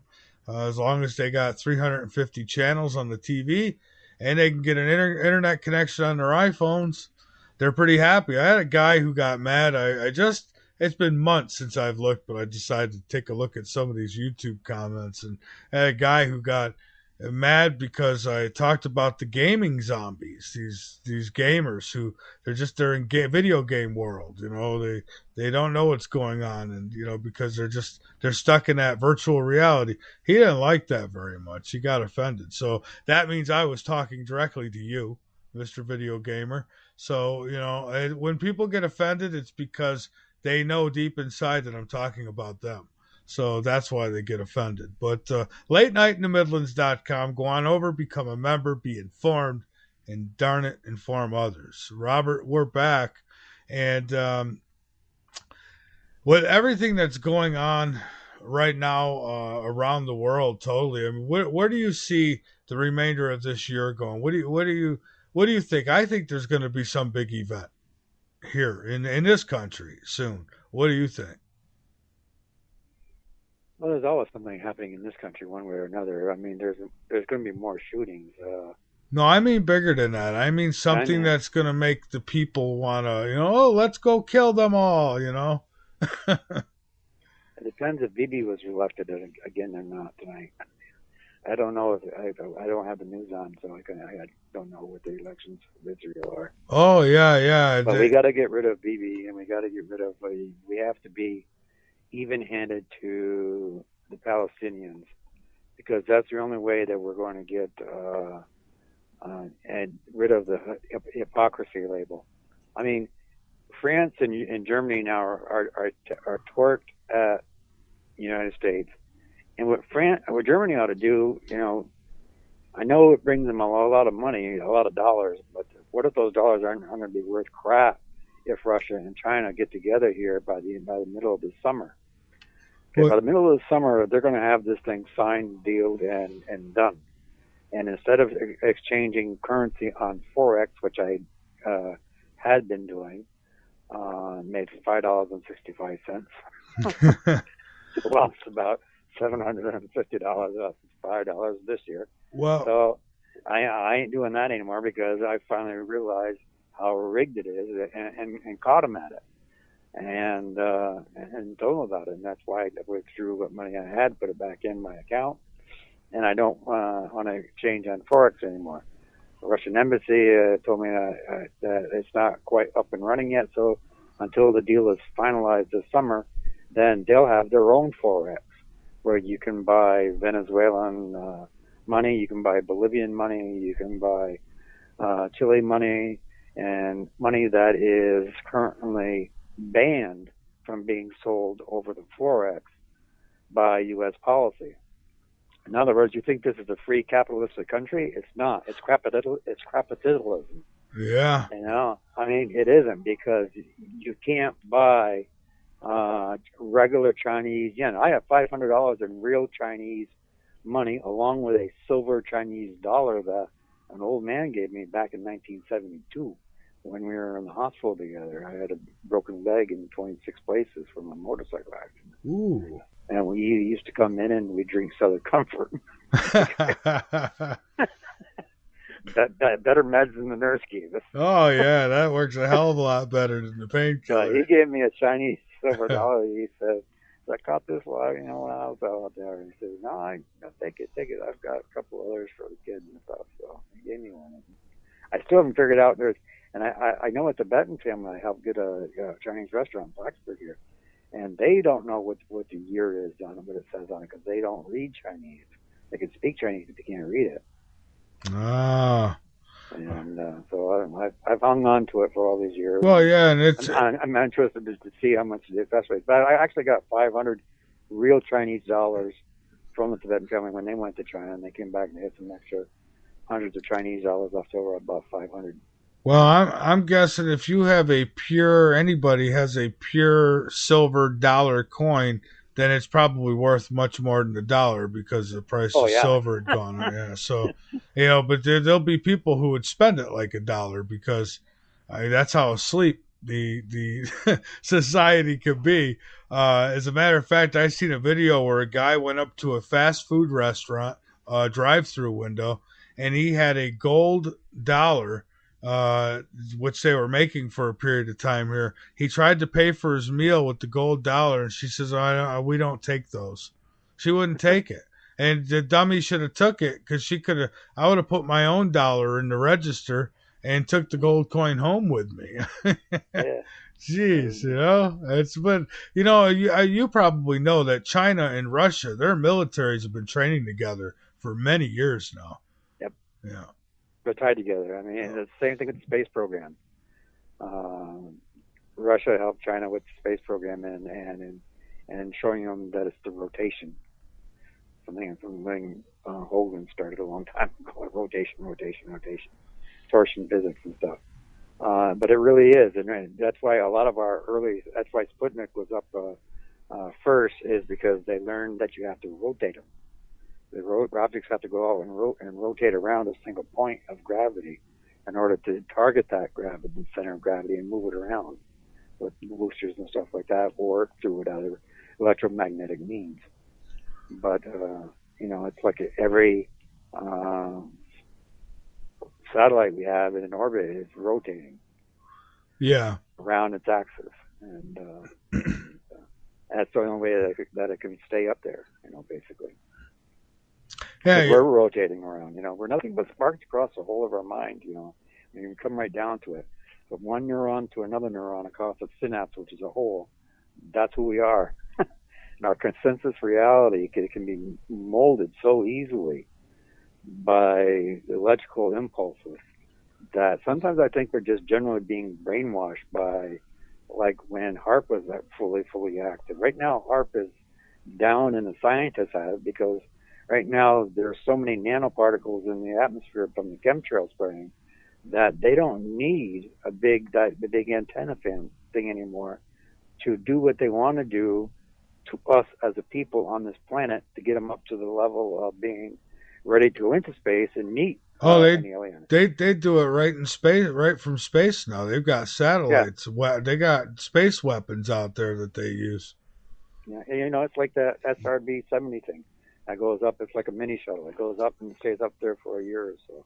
Russia's got the same thing. They got the same type of stuff, And we just lost one major satellite, not about a month ago. Oh yeah, it blew up. They said, blew up. Yeah, and from a hot spot. Yeah, that's what they said. They said, that the temperature or something got too hot on it, and I'm guessing somebody or something decided that satellite had to go. Yeah, sort of like, like you mess with us, take that. Well, China flexed their muscle not long ago that they went up and destroyed a satellite, one of their own satellites, to show that, hey, this is what we can do. Yep.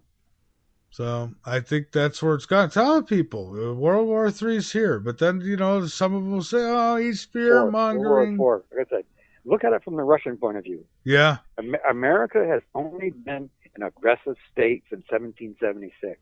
When you say that all men are created equal, and then start your constitution where black people are 3/4 of a person, that's not a real constitution. No. And for the Common Sense Party, that's not going to be our constitution either.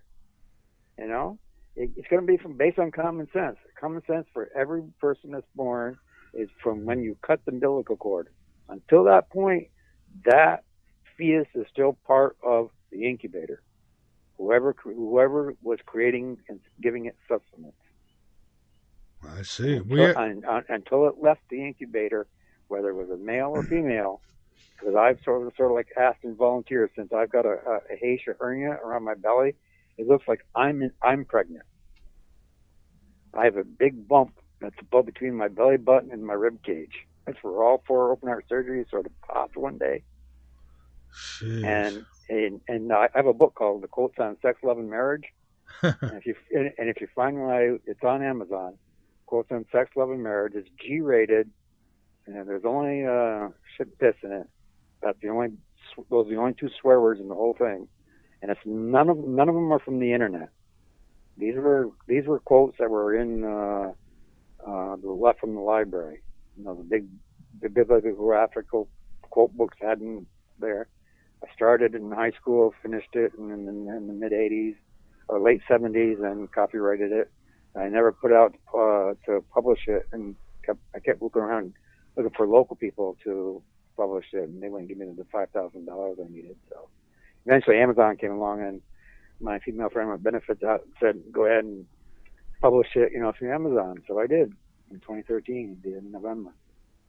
Uh-huh. So that's out there, and there I have a picture showing me in a wizard outfit, and then the other one with just shorts on, where it shows this thing where looks like I'm pregnant. I said, well, maybe I should go up to hormone therapy and see whether or not I can grow an alien baby in there.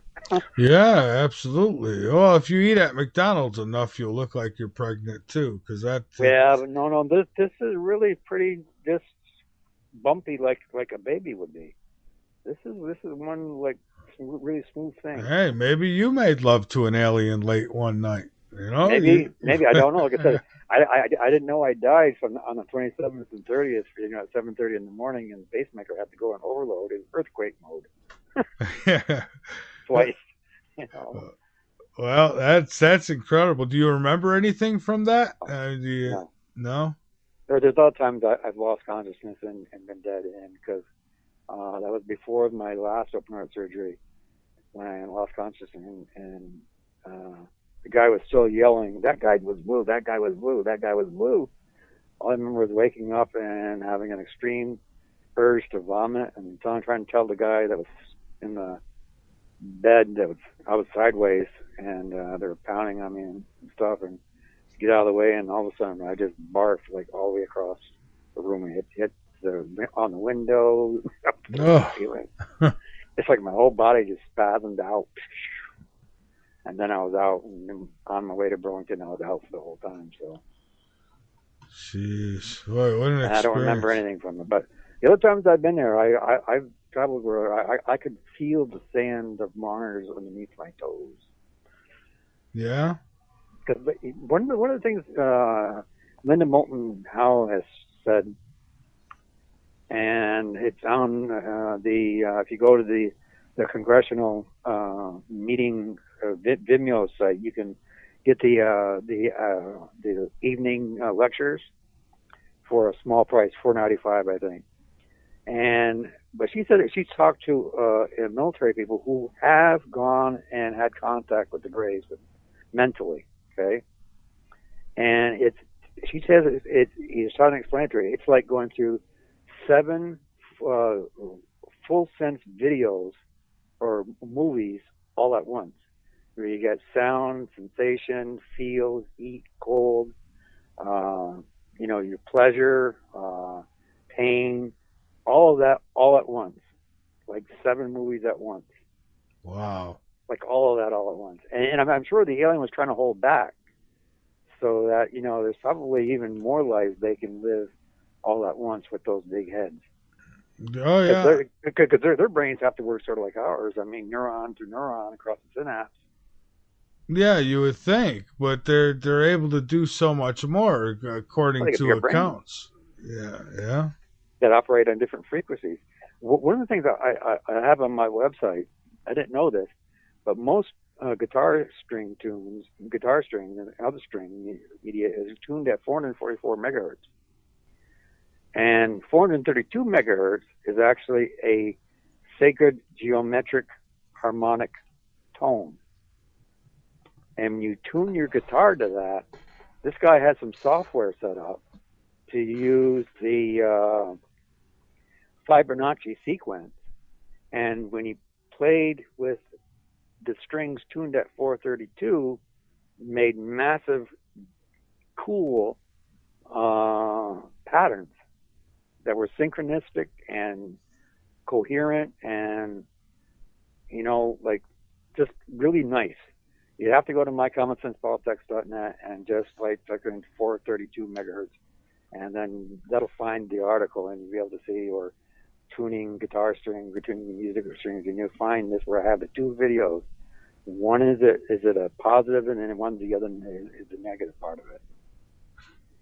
Okay, I have to check that out. Made a Fibonacci sequence to it.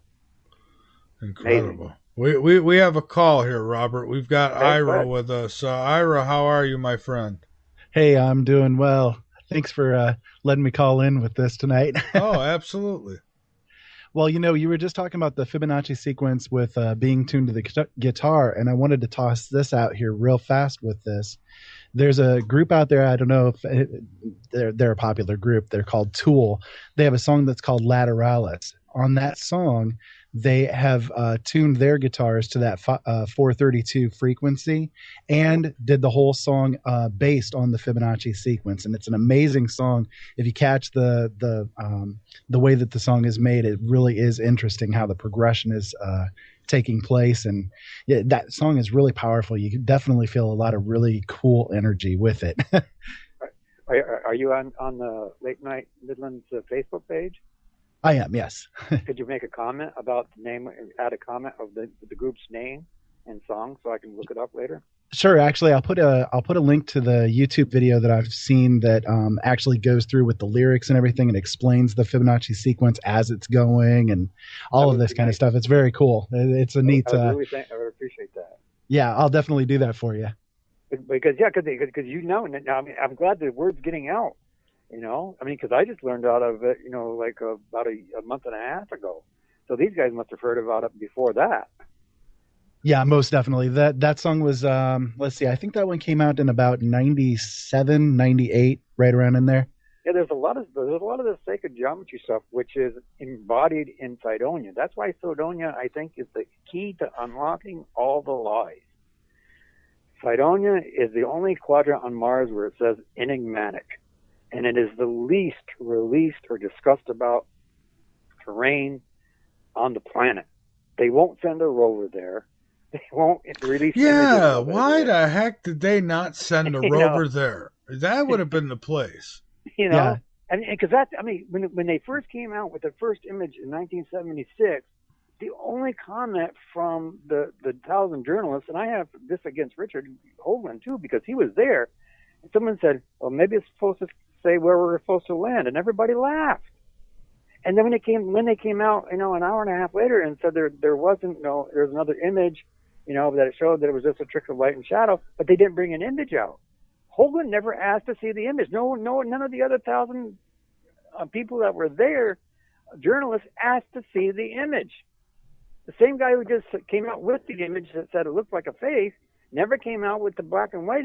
The other second image that said it was just pictures of shadow, and no journalist asked for to see the picture because he didn't come out with one. I said, well, you say you now took a picture of light and shadow. Show us. No one asked to see it. So journalism hasn't gotten any better since 1976 because they certainly weren't going to ask it today in 2015. They don't ask for proof of what Russian tanks went across the border. Russians put a satellite image up showing that it was Kiev fighters. Nothing from the NSA, nothing from the DOD, nothing from the Department of Defense Intelligence, nothing, not a single satellite image. The only image they had was phony because it had that sign in the background. They could tell it was phony, and they took it down, and there's been no correction. They're still pushing this thing that it's been a Russian aggression. There are no Russians in Ukraine. There's Ukrainians in Russia. Like a million of refugees. But it's like these people, these prostitutes, mainstream media, they never ask any questions. They take what these prostituted politicians say as face value, and they lie every single time. Look at Obama. We haven't gotten peace and openness. All we got is small change back, and we've gotten the most repressive government in history. They've confiscated and classified more documents than the previous administration since 1776. That's a flat fact.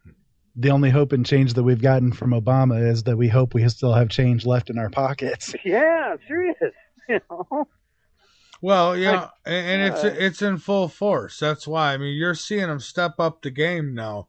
I mean, it's blatant and in your face, and I mean, there's no denying it. And people who do deny it, I feel so sorry for them, and I hope that I'm not put in the same FEMA camp with them. Thanks for the call, and like I said, make sure you put that link on the Facebook page. So I have the Facebook page up, and it'll stay there. I'll be able to go and see it later.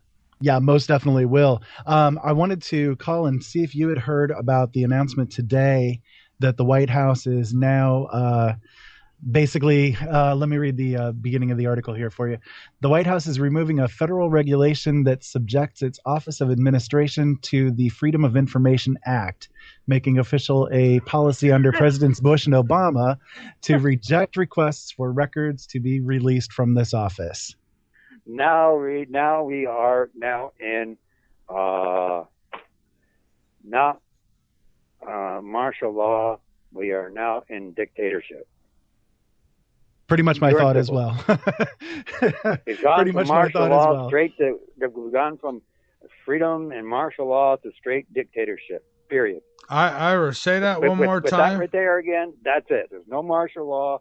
We've gone straight from a republic, past martial law, straight into dictatorship. Obama doesn't have to reply to any freedom of information request. The administrative branch of government, the executive branch, no longer has to apply to any freedom of information request whatsoever. If the 5 judges who did Bush v. Gore, if they go along with this, then those 5 suckers ought to be hanging again in front of the high court for at high noon someday, and they stay up there hanging for a full 24 hours. Oh, I totally West agree. style justice. Yeah, that's high treason. I mean, it really was. It was stepping in and pushing Bush on there. It wouldn't have stopped 9/11, but it might have stopped the 2 wars. And because 9/11 was planned way back when to shut down the stock exchange, get rid of the asbestos-laden twin towers, and blame it all on Saudi nationals. They had this hijacking thing, and they had been able to pilot planes all the way since the mid-'85 era.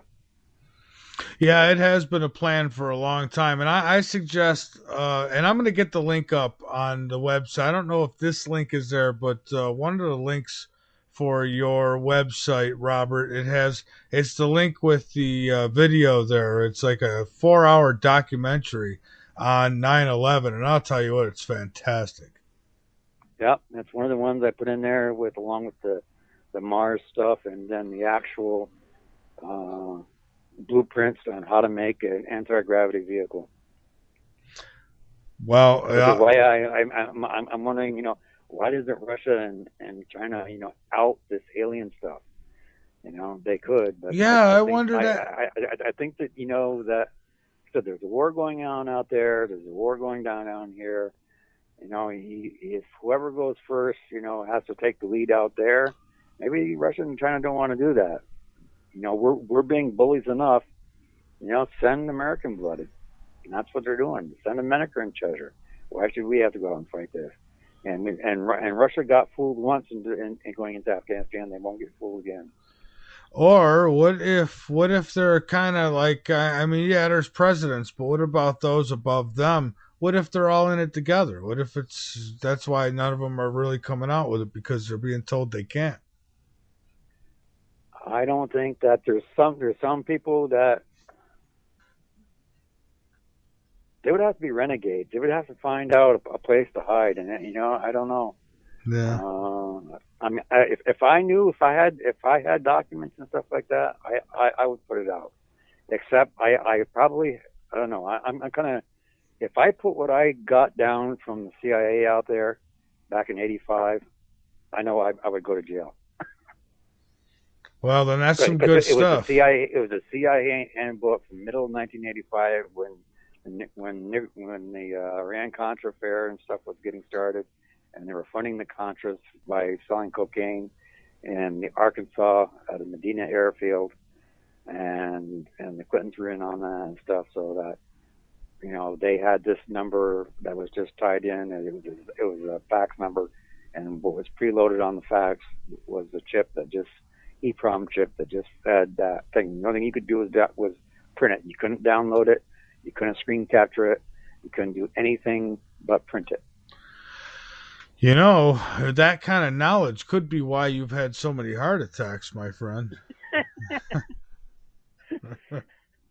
I don't know. I've lived through them, but so they've been trying to kill me off. They've failed so far. Well, maybe they're warning shots. I don't know. Fire a warning shot across his bow. I would suggest it ain't gonna stop me from steering my course. Like I said, I really would like to have people get together. If Aaron knows somebody that has, Joomla experience, to get the site at least up and running, and where we can get people's input into it and stuff like that. Of course, I have to get a limited liability corporation here first going, so that I don't risk my house and my own home here, and if this thing goes into a bum type of thing where I get in legal trouble and stuff like that. Yeah, I'm safe that way. Right. And I would suggest that information that would get you arrested might not be a bad idea to put it safely somewhere till one day you hear about people who, they had information and, they got them. And then they're like Robert Harrington, for instance. And then they're gone, and so is that information. So if it was me, I guess maybe get a CD and tell the wife or whoever's, the day I close my eyes for good, make sure this gets out. I've scanned it all. It's now just a little PDF file. Well, that's good. That's good. Ira, you got anything else? So much more. Well, go ahead. Yeah. You're welcome to. Well, one thing I was going to add to the that information about the Freedom of Information Act deal, the last little sentence that is said in this article, by the way, was from USA Today, so legit news source, quote unquote. But anyways, the thing that they said about it is the office handles, among other things, White House record keeping duties like archiving of emails. So all of this is coming about after the whole net neutrality thing goes through, and then after the whole Clinton hillbilly scandal coming up with the emails that are going on. Suddenly now they're closing off any kind of Freedom of Information Act requests that it would apply to the emails coming from in and out of the White House. You gotta love the timing, right? Yeah, like I said, we've gone past martial law and straight to dictatorship. Yeah, I definitely think so. What do you think about the whole TPP? I want to get your ideas on this, the Trans-Pacific Partnership. Tear it apart.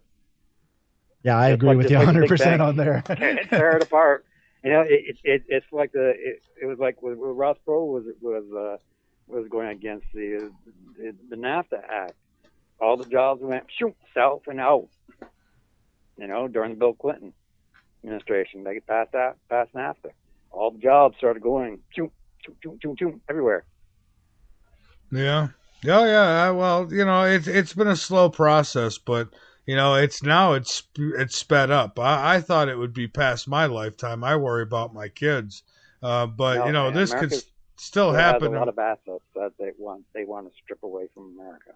Oh yeah. We're not deep enough in debt yet. We're something like $250 trillion already. So when you count all the derivatives. Well, if all the American people would just stand up together and say, we're not in debt to nobody. I mean, we could run. I mean, if they want to go ahead and nuke us, and wipe us out, if that's what they want to do, then so be it. I mean, I'd rather that than to be somebody's slave. So, we need to stand up and we need to take it back, or, let's blow the ship up, whatever we got to do. I hate to say it like that, but I hear people all the time saying, oh, well, they've got bigger weapons and they'd wipe us out. Well, you know what? If we sit back and do nothing, the same outcome will come from it. Yeah, a fast death or a slow death is a death either way.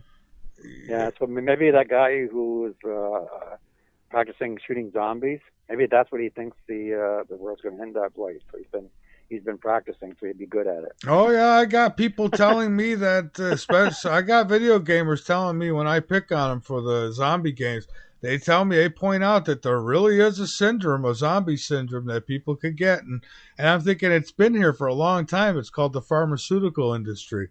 There's your zombie apocalypse. Yeah, this is true. I mean, the whole thing about pot and stuff, we would be off petroleum if they had still had prohibition back then, and because once they got rid of prohibition, then they started going after the black people in hemp, and hemp started getting more inroads and making paper and stuff like that, and they shut it down, and Hearst and Rockefeller, oils and stuff like that, they shut it down because of the hemp oil. And hemp oil can cure cancer. Just don't do it inside your house. I saw something on the news lately where people were trying to make hemp oil inside your house. You don't do it inside the house. That's explosive material. You do it outside with your garage door open, okay, and then thing outside, and you got a fan powered from the garage blowing your air out of the side of the garage, out into the wind, and what you're boiling is in the open air. You don't boil it inside the house. Your house will explode. Yeah, that'll cure the cancer. This is true. I'm telling people, okay, you can make hemp oil, and there's a video, there's several videos of the same thing, but of Rick Simpson making the hemp oil that cures cancer and leukemia, skin thing, rashes, whatever. But the hemp oil you got to make outside. You don't make it inside. The flames and the fumes are highly explosive, and I mean these things that have happened, they don't end up in big fires because it's just the vapor that's explosive. So you got to do it outside. Have a fan blowing the fumes outside, away from your garage, so they don't accumulate in the garage, and do it outside, and you won't have any blow-ups anymore. Homes blowing up trying to make hemp oil. Yeah, I watched. What's the guy? Those videos, Rick Simpson. Yeah, I've watched those videos, and he was making it. And isn't it amazing? I mean, somebody had just contacted me about a friend of theirs who has cancer, and as I always do, I send any knowledge I have of remedies. I share with people, and they work. The baking soda remedy works. The hemp oil works. These things work. They kill cancer. As a matter of fact, there's a hydrogen peroxide drip you could do, and it cures AIDS. But people don't believe it. They think it's all, if that was true, Big Pharma would tell me all about it. Yeah, for Big Pharma, there's no money in cures. There's money in treatment. That's right. They don't want to cure you. They want to keep treating you. Yeah, that's it. Yeah. Yeah, and of course, if you take the medicines long enough, it causes more problems. So now they could write you more prescriptions, more doctor's appointments, and eventually they're transplanting organs if you're lucky.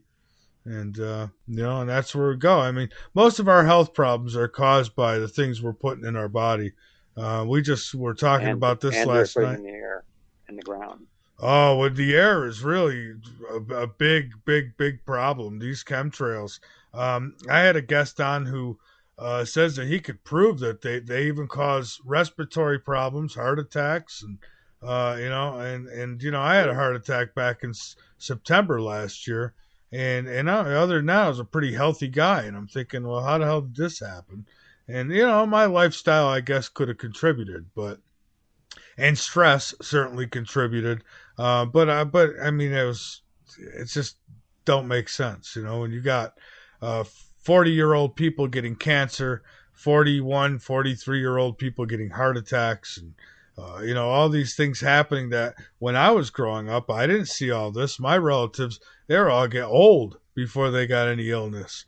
Now it's 35, 40, you see 20-year-olds with bald heads because they're getting their chemotherapy, and it's really sad.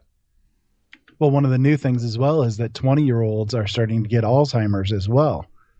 That's become one of the big things now. Yeah. And that's just scary. That really is. Well, I'll let you guys go and get back to your conversation, but thank you for letting me call in tonight. I really appreciate it. Oh, absolutely, Ira. Thank you. And Robert, hang on one more time. We're going to take one more break, and then we'll come back, and you and I will finish up tonight.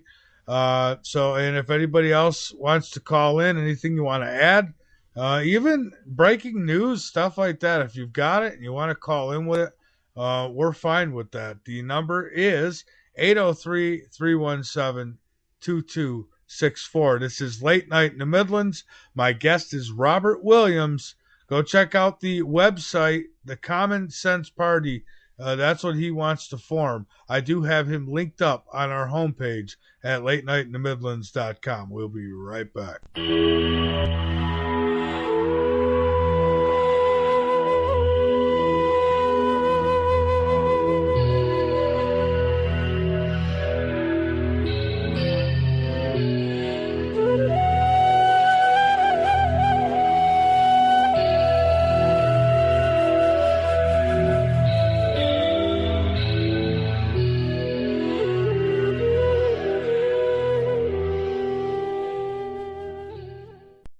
LNM Radio has joined with the Hardened Structures team to provide state-of-the-art survival shelter design and build services at LNM Radio exclusive rates.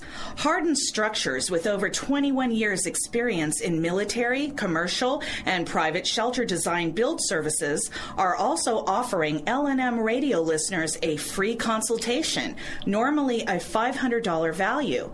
So click on the Hardened Structures banner on the home page or the chat and listen page and have peace of mind that no matter what happens, your family is protected. The LNM Radio Network and Late Night in the Midlands depends on you, the listener. Without you, there would be no us. So help us continue to bring you the best guests with the best information, and subscribe today. Information on becoming an LNM subscriber can be found at the top of latenightinthemidlands.com. Just click the About Subscriptions tab and become part of the family while helping the truth stay alive.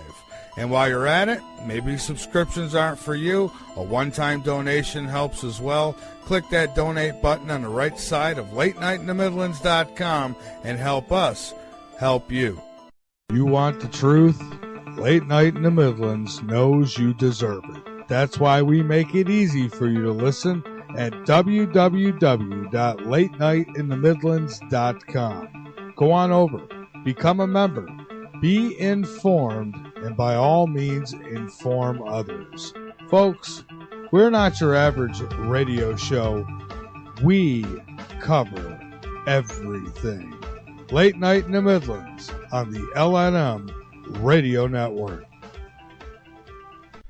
LNM is always looking for sponsors, so if you are interested in sponsorship or advertisement, on air or on our website, contact us at mv@latenightinthemidlands.com. If you're interested in rebroadcasting or picking up the live feed for Late Night in the Midlands, then contact us at mv@latenightinthemidlands.com and help us help you.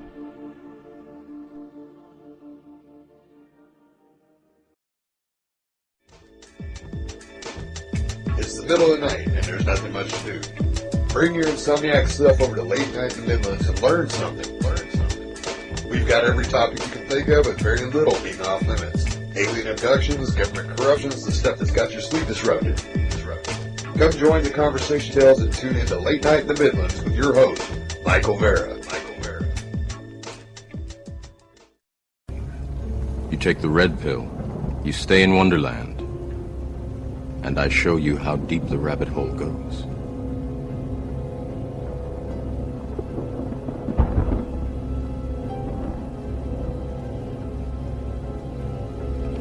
Remember, all I'm offering is the truth, nothing more.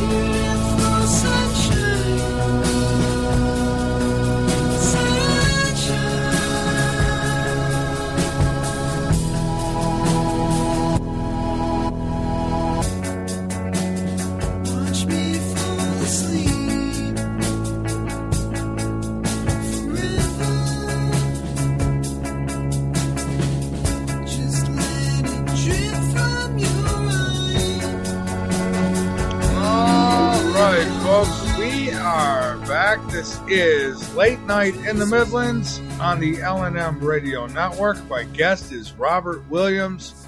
That's God's Drug, it's called. It's by the Vleets, and they sent that in to me quite some time ago, and I've used it as a bumper music ever since. If you've got music that you'd like us to use as bumper, it needs to be your music. It has to. You have to be able to give us permission to use it. So I have people sometimes who send in songs, and I ask them, well, is this yours? Well, no, it's a popular band here or there. And well, we can't use that. We want original music, and you give us written permission in your email with an MP3, and if it is suitable for the show, we'll definitely use it. So far, I think I've only had 2 songs in my time of doing this show that somebody had sent me that I couldn't use. And make sure that it's clear and understandable. That helps too. But the website, latenightinthemidlands.com. Become a member. Be informed. Inform others. Let me inform you what we got going on tomorrow night on the last frequency. It'll be myself. Ryan Gable is back with us tomorrow night, barring any setbacks. Ira will be with us tomorrow night.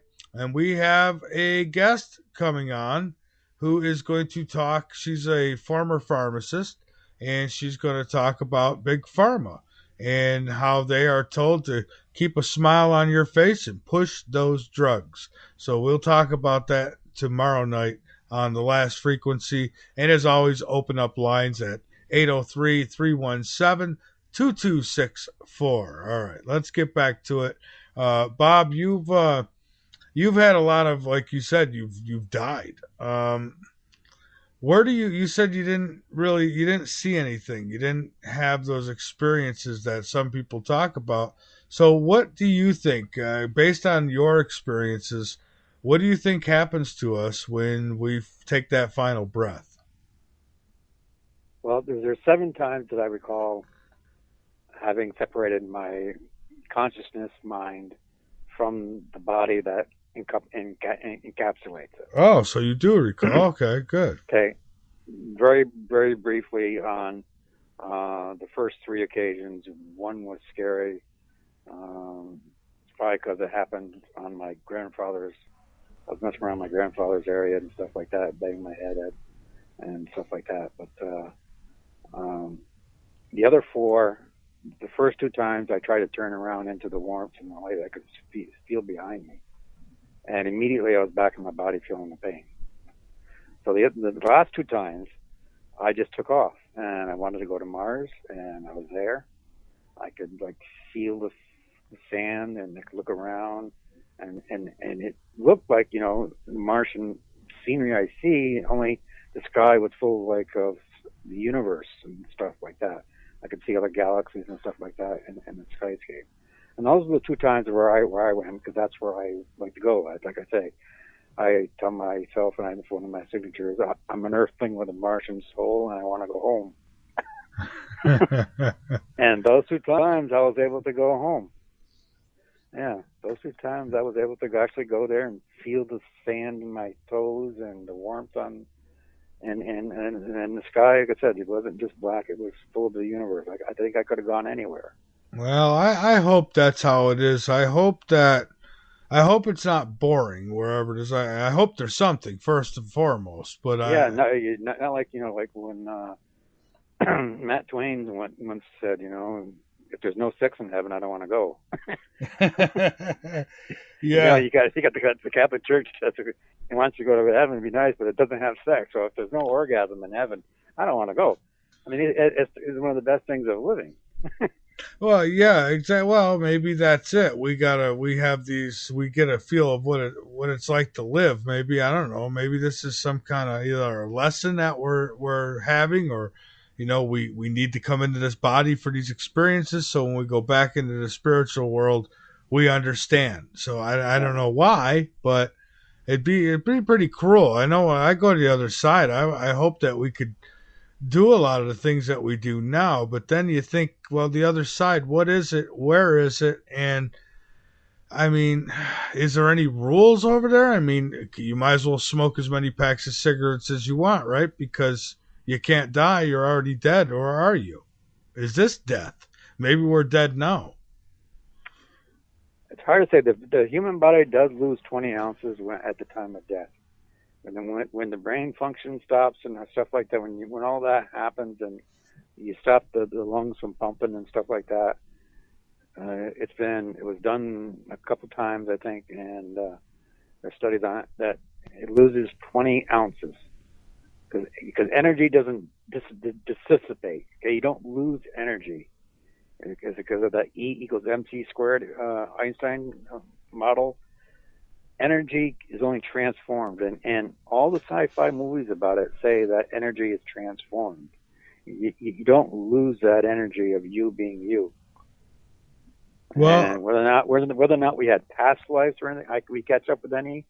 I never caught up with any. I didn't feel a past life history. Maybe others do, but like I said, of course, I think I'm a Martian. I'm an Earthling with a Martian soul, and I want to go home. So it's like the 2 times that I decided not to turn around into the light and go forward. It's sort of like the Jefferson Starship song, where you're standing in a corner. You know, one wall is the past and one's the future. I stepped right through the corner, you know, and go anywhere. Yeah. I've always felt like I have some kind of connection to the stars. You know, it's just I've always felt like I don't belong here sometimes. Like you know, I have this. Maybe everybody does, but I have this infatuation with the sky. I cannot go out at night. And like after this show, I'll go outside for a while. I can't be out there. I mean, the entire time I'm looking up. It doesn't matter if someone's sitting next to me and talking. They could talk all they want. I don't stop looking up. I'm always looking. I'm like, because I just know, you know, there's that part of me inside just knows, and it's like I don't want to miss it. And I think that when we die, we go back out there somewhere. I don't know where it is. Maybe that's what them black holes are. Maybe we travel to those. There's this movie I like, Winter's Tale, that I just sent to my friend. She'll get it tomorrow. And it was one of the premises is that when people die, they go up and become stars. I don't want to be a star. That sounds boring. Well, not if you could interchange gases with the star next to you. How do you know how that might feel? Well, that's true. It's like an orgasm. You get two stars orbiting each other and they're exchanging gases and stuff. I know you like an old top, don't stop. It's like a song called "The Light." Yeah, it might be. One of our lists. One of the things I say, like, there sparks across the whole of our mind, and my synapses are actually full of dark matter, where the others part of the universe is trying to get out. So all my inspiration and stuff is coming from the holes of my mind. Because when you think about it, as a flat fact, our brains are just these neurons flashing electricity back and forth in different parts of our body. And all that thing. And they did a map of the known universe from the human's perspective, all the background radiation, and it came out in the form of a brain with STEM. Yeah, I seen that. I mean, there's three things that look almost identical, and that is the map of the brain, the electrons in the brain, the outer space, and then the internet, the World Wide Web. You look at all these things and my God, they're like twins. Yep. And artificial intelligence, I think, is here. Oh, and has been here for a long time. I think so too. That may be what is holding us back. It may be. Maybe that's why they do the things they do to the air and the water, because it don't affect them. Could be, and that's needed for us in order to live in a radiation environment that outer space would be. That's possible. In other words, because I have a pacemaker, I would not mind having an implant, like for being born, if one was put in your foot, an RFID chip. Because in space, if you got a spacesuit on, you want to have a locator beacon. So that if you get lost or go somewhere off in space, like in gravity, you'd like to be able to have a beacon to get back, have sort of somebody come and rescue you. Yeah. So this is talking hundreds of years from now, basically, when people are living on the moon, when people are taking asteroids and hollowing them out, like Phobos is, and they probably, and a story I just read, and making them into spaceships, and they live in there, and they learn through now that you've got free electrical energy from the dark matter rotating magnetic poles and stuff, like fields and stuff, that it takes you energy from this. You can pull energy out of that and power electrical devices, and we get our energy to make things, or to create water, pull things apart, put things back together again. This I was thinking about what you said earlier, and about the moon, and life within it, and that it being like almost like the Death Star from Star Wars, And I'm thinking, how do we know the Earth isn't like that? Because there's people talk about inner Earth, hollow Earth, the inner Earth, aliens living within the planet, and for all we know, that could be. Yeah, well, like I said, in the Citizens Disclosure Project, one of the military gentlemen, he was a general in the Marines, a Marine general was pretty high up, come out and say that, and at Dulce Base in Texas, where they had the homes and stuff were coming from, they did have people down there guarding the gray alien droids that were there. That was a bigger alien's robots, basically, biological robots. Just like we now have nanoparticles that have this blood clot stuff that they inject into the brain when people have seizures, and they come in with a stroke and stuff. Like my wife had a stroke in '98. They injected this medicine in her veins and stuff like that. But that's sort of like a massive hosing out of a fire, okay, when there's a fire, when there's only like one spot that actually needs hosing. So they've actually perfected nanoparticles that can store this medicine, I forget what it is, and actually inject it, and it goes to the clot. They can use an MRI type of thing, a magnet, and direct it towards the clot itself, and then it gathers around and releases the medicine right at the clot. So the clot comes apart faster, and it does less damage everywhere else. And so they're already doing this. Correct, and they're already doing that. It was just perfected last month. Wow, I read about that not too long ago, and I thought that was something that was coming. I didn't know it was already here. That's incredible. It's not in every hospital yet, but I'm just saying that was something that they finally have accomplished. They were able to direct the nanoparticles with the serum and to the clot itself. They had MRI'd the head already, so they knew where it had to go. And they put the nanoparticles there, and the blood clot dissolved, I think, in a couple of minutes. And there's no side effects or anything else like that. Person didn't get anything, nothing, no paralysis, nothing. Yeah, they say that they're going to be able to. Like my wife, who's paralyzed all down her right-hand side. Ooh. But I don't know how long she was, out before I found her, so.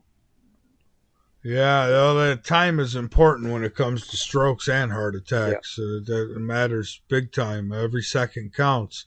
But they say that they're going to be using this technology to repair all kinds of things within the body now. I mean, they'll be able, even attack cancer cells that way.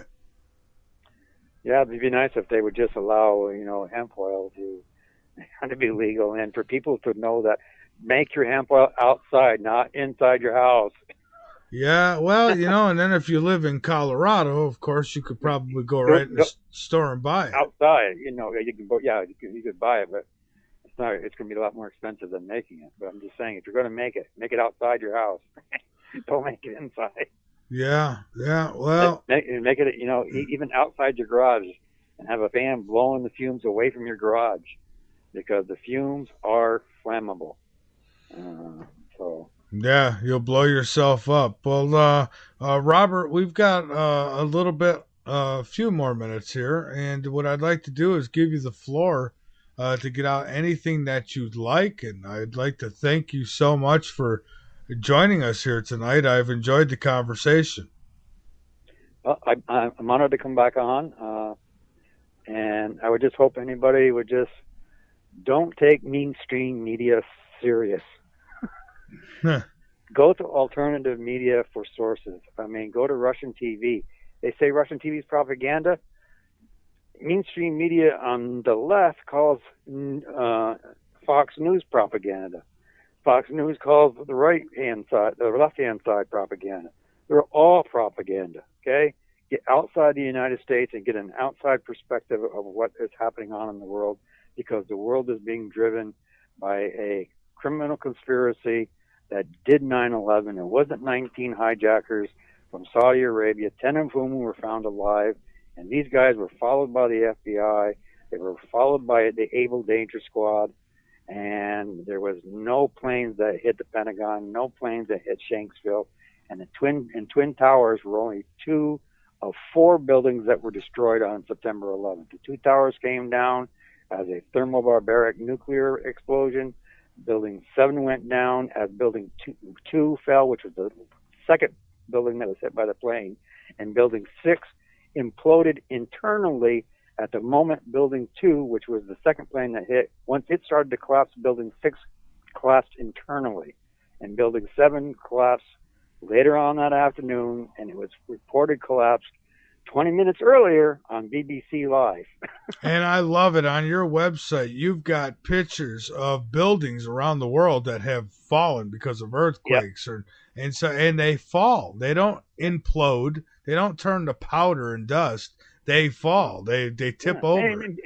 And also buildings that just flew up in flames from the ground up, and they're still standing. Yeah. Well, I challenge people, you show me one case where a plane has hit a high rise anywhere around the world and there was a fire, and you show me where that building has collapsed. because I of the mean, fire. I even got the movie from the early 1940s when an airplane hit the Empire State Building at the top and blew up. Had a bomb on it, and the Empire State Building's still there. Yeah, that's right. You know, so don't trust mainstream media.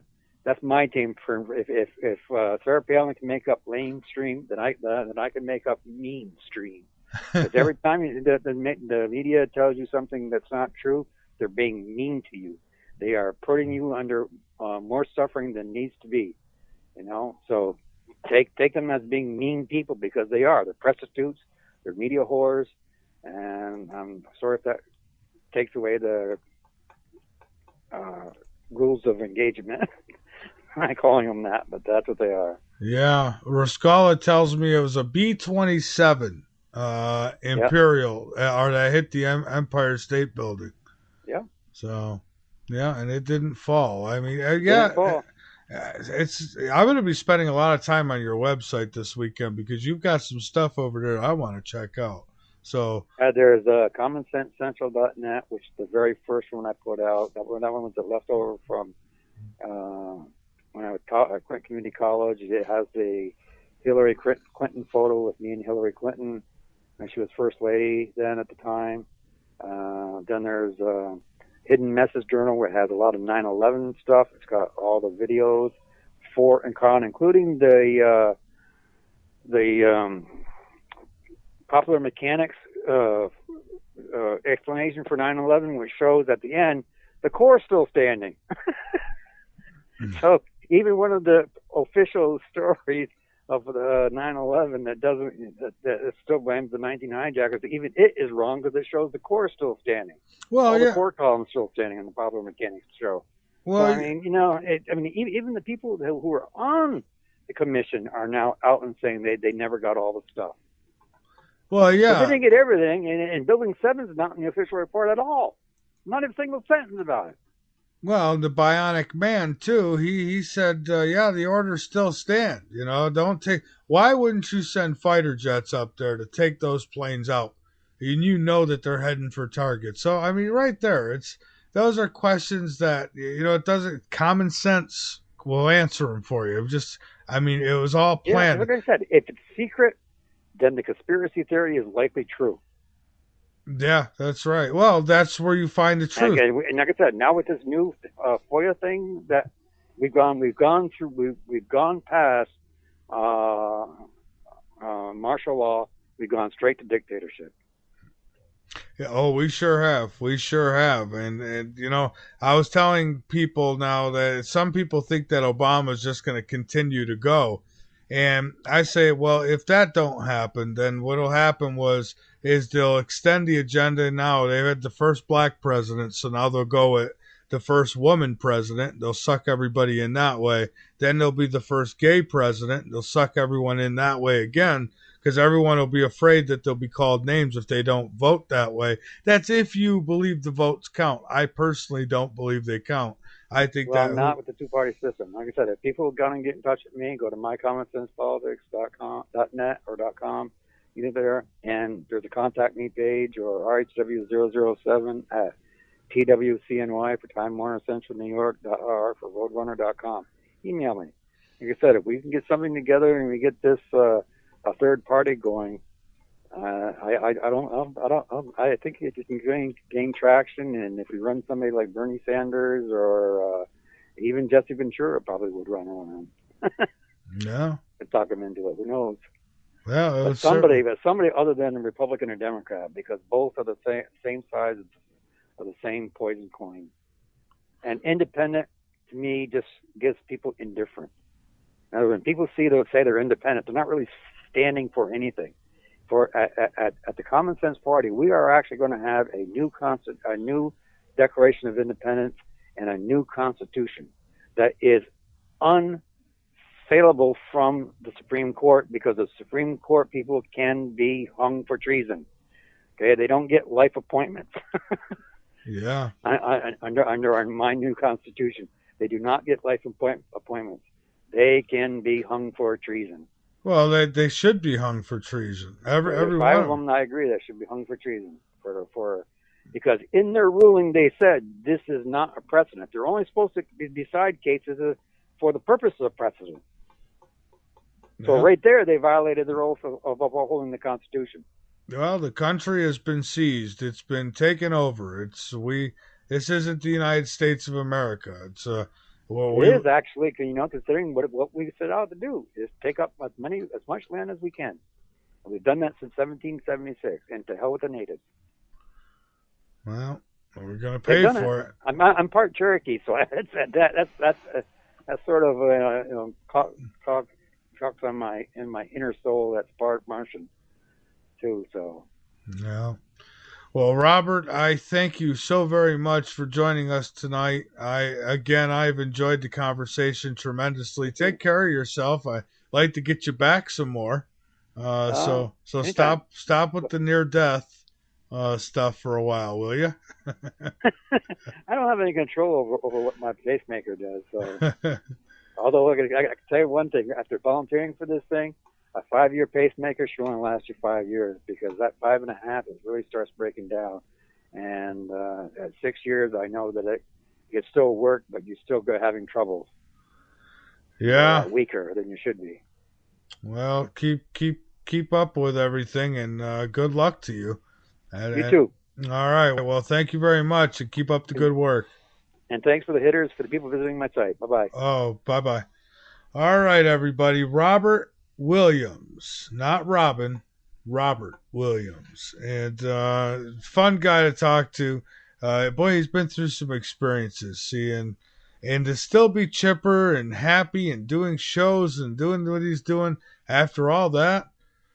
My God, what did he say? 7 heart attacks? He's had, 3 or 4 open heart surgeries or more? I don't know. I lost count. I couldn't keep up with it. He had so much. Boy, why does one person have to go through so much? That's just, well, I guess what doesn't kill us makes us stronger, right? I mean, I had a heart attack, but open heart surgery, man, E.T., come get me. Come get me. That's what I say. Before I got to go through things like that, come get me. Just none of that probing stuff. Let's keep it real. But, I'm ready to take a trip. So, speaking of trips, we'll be tripping back on here tomorrow night with Ryan Gable and Ira. We're going to have the last frequency cooking with a former pharmacist as we discuss pharmaceuticals. I've got a couple really good paranormal type shows coming to finish the week off. I have the psychic lawyer, some of you might know him as. I know him as Psychic Mark Anthony. He'll be with us. He's a medium. He connects with the other side. We will take some calls, not a whole lot, just a few. Maybe he's going to be with us for a couple hours tomorrow night or Thursday night. So we're going to discuss his book, and we're going to get into the paranormal realm, and we will take a few calls on that night. We got Deanne Robrock joining us on Friday, and we're going to talk about energy healing. So that should be interesting. Every now and then we'd like to touch on that. All this energy healing, you think that we could wipe illness right out, right? Well, maybe we can. We'll see. Folks, keep your eyes posted to the sky, because you never know what you might see. Keep your ears posted to this broadcast, because you never know what you might learn. We'll be back with you tomorrow night. Thank you, everyone, for tuning in, and we'll talk to you again tomorrow night. Same bat time, same bat channel, full 3 hours. Good night, everybody.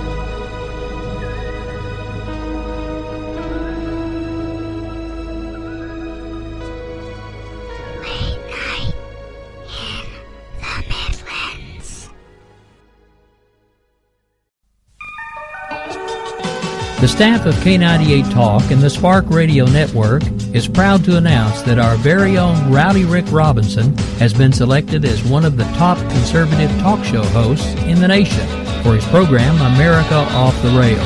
Again, congratulations to Rowdy Rick Robinson for a job well done and another reason to stay connected to K98 Talk and the Spark Radio Network.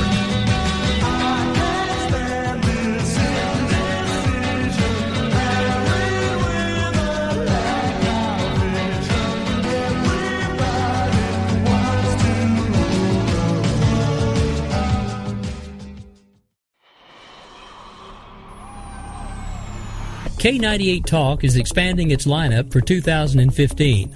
This means we are expanding our advertising base. Whether you're a startup trying to push through to the next level or an established business trying to supplement your advertising budget, web-based advertising is a solid investment. Thanks to Talk's newest partnership with TuneIn Radio and instant access to our sister station, K98 FM, we give you worldwide access at a reasonable cost. Interested parties should email us at sales@k98fm.com.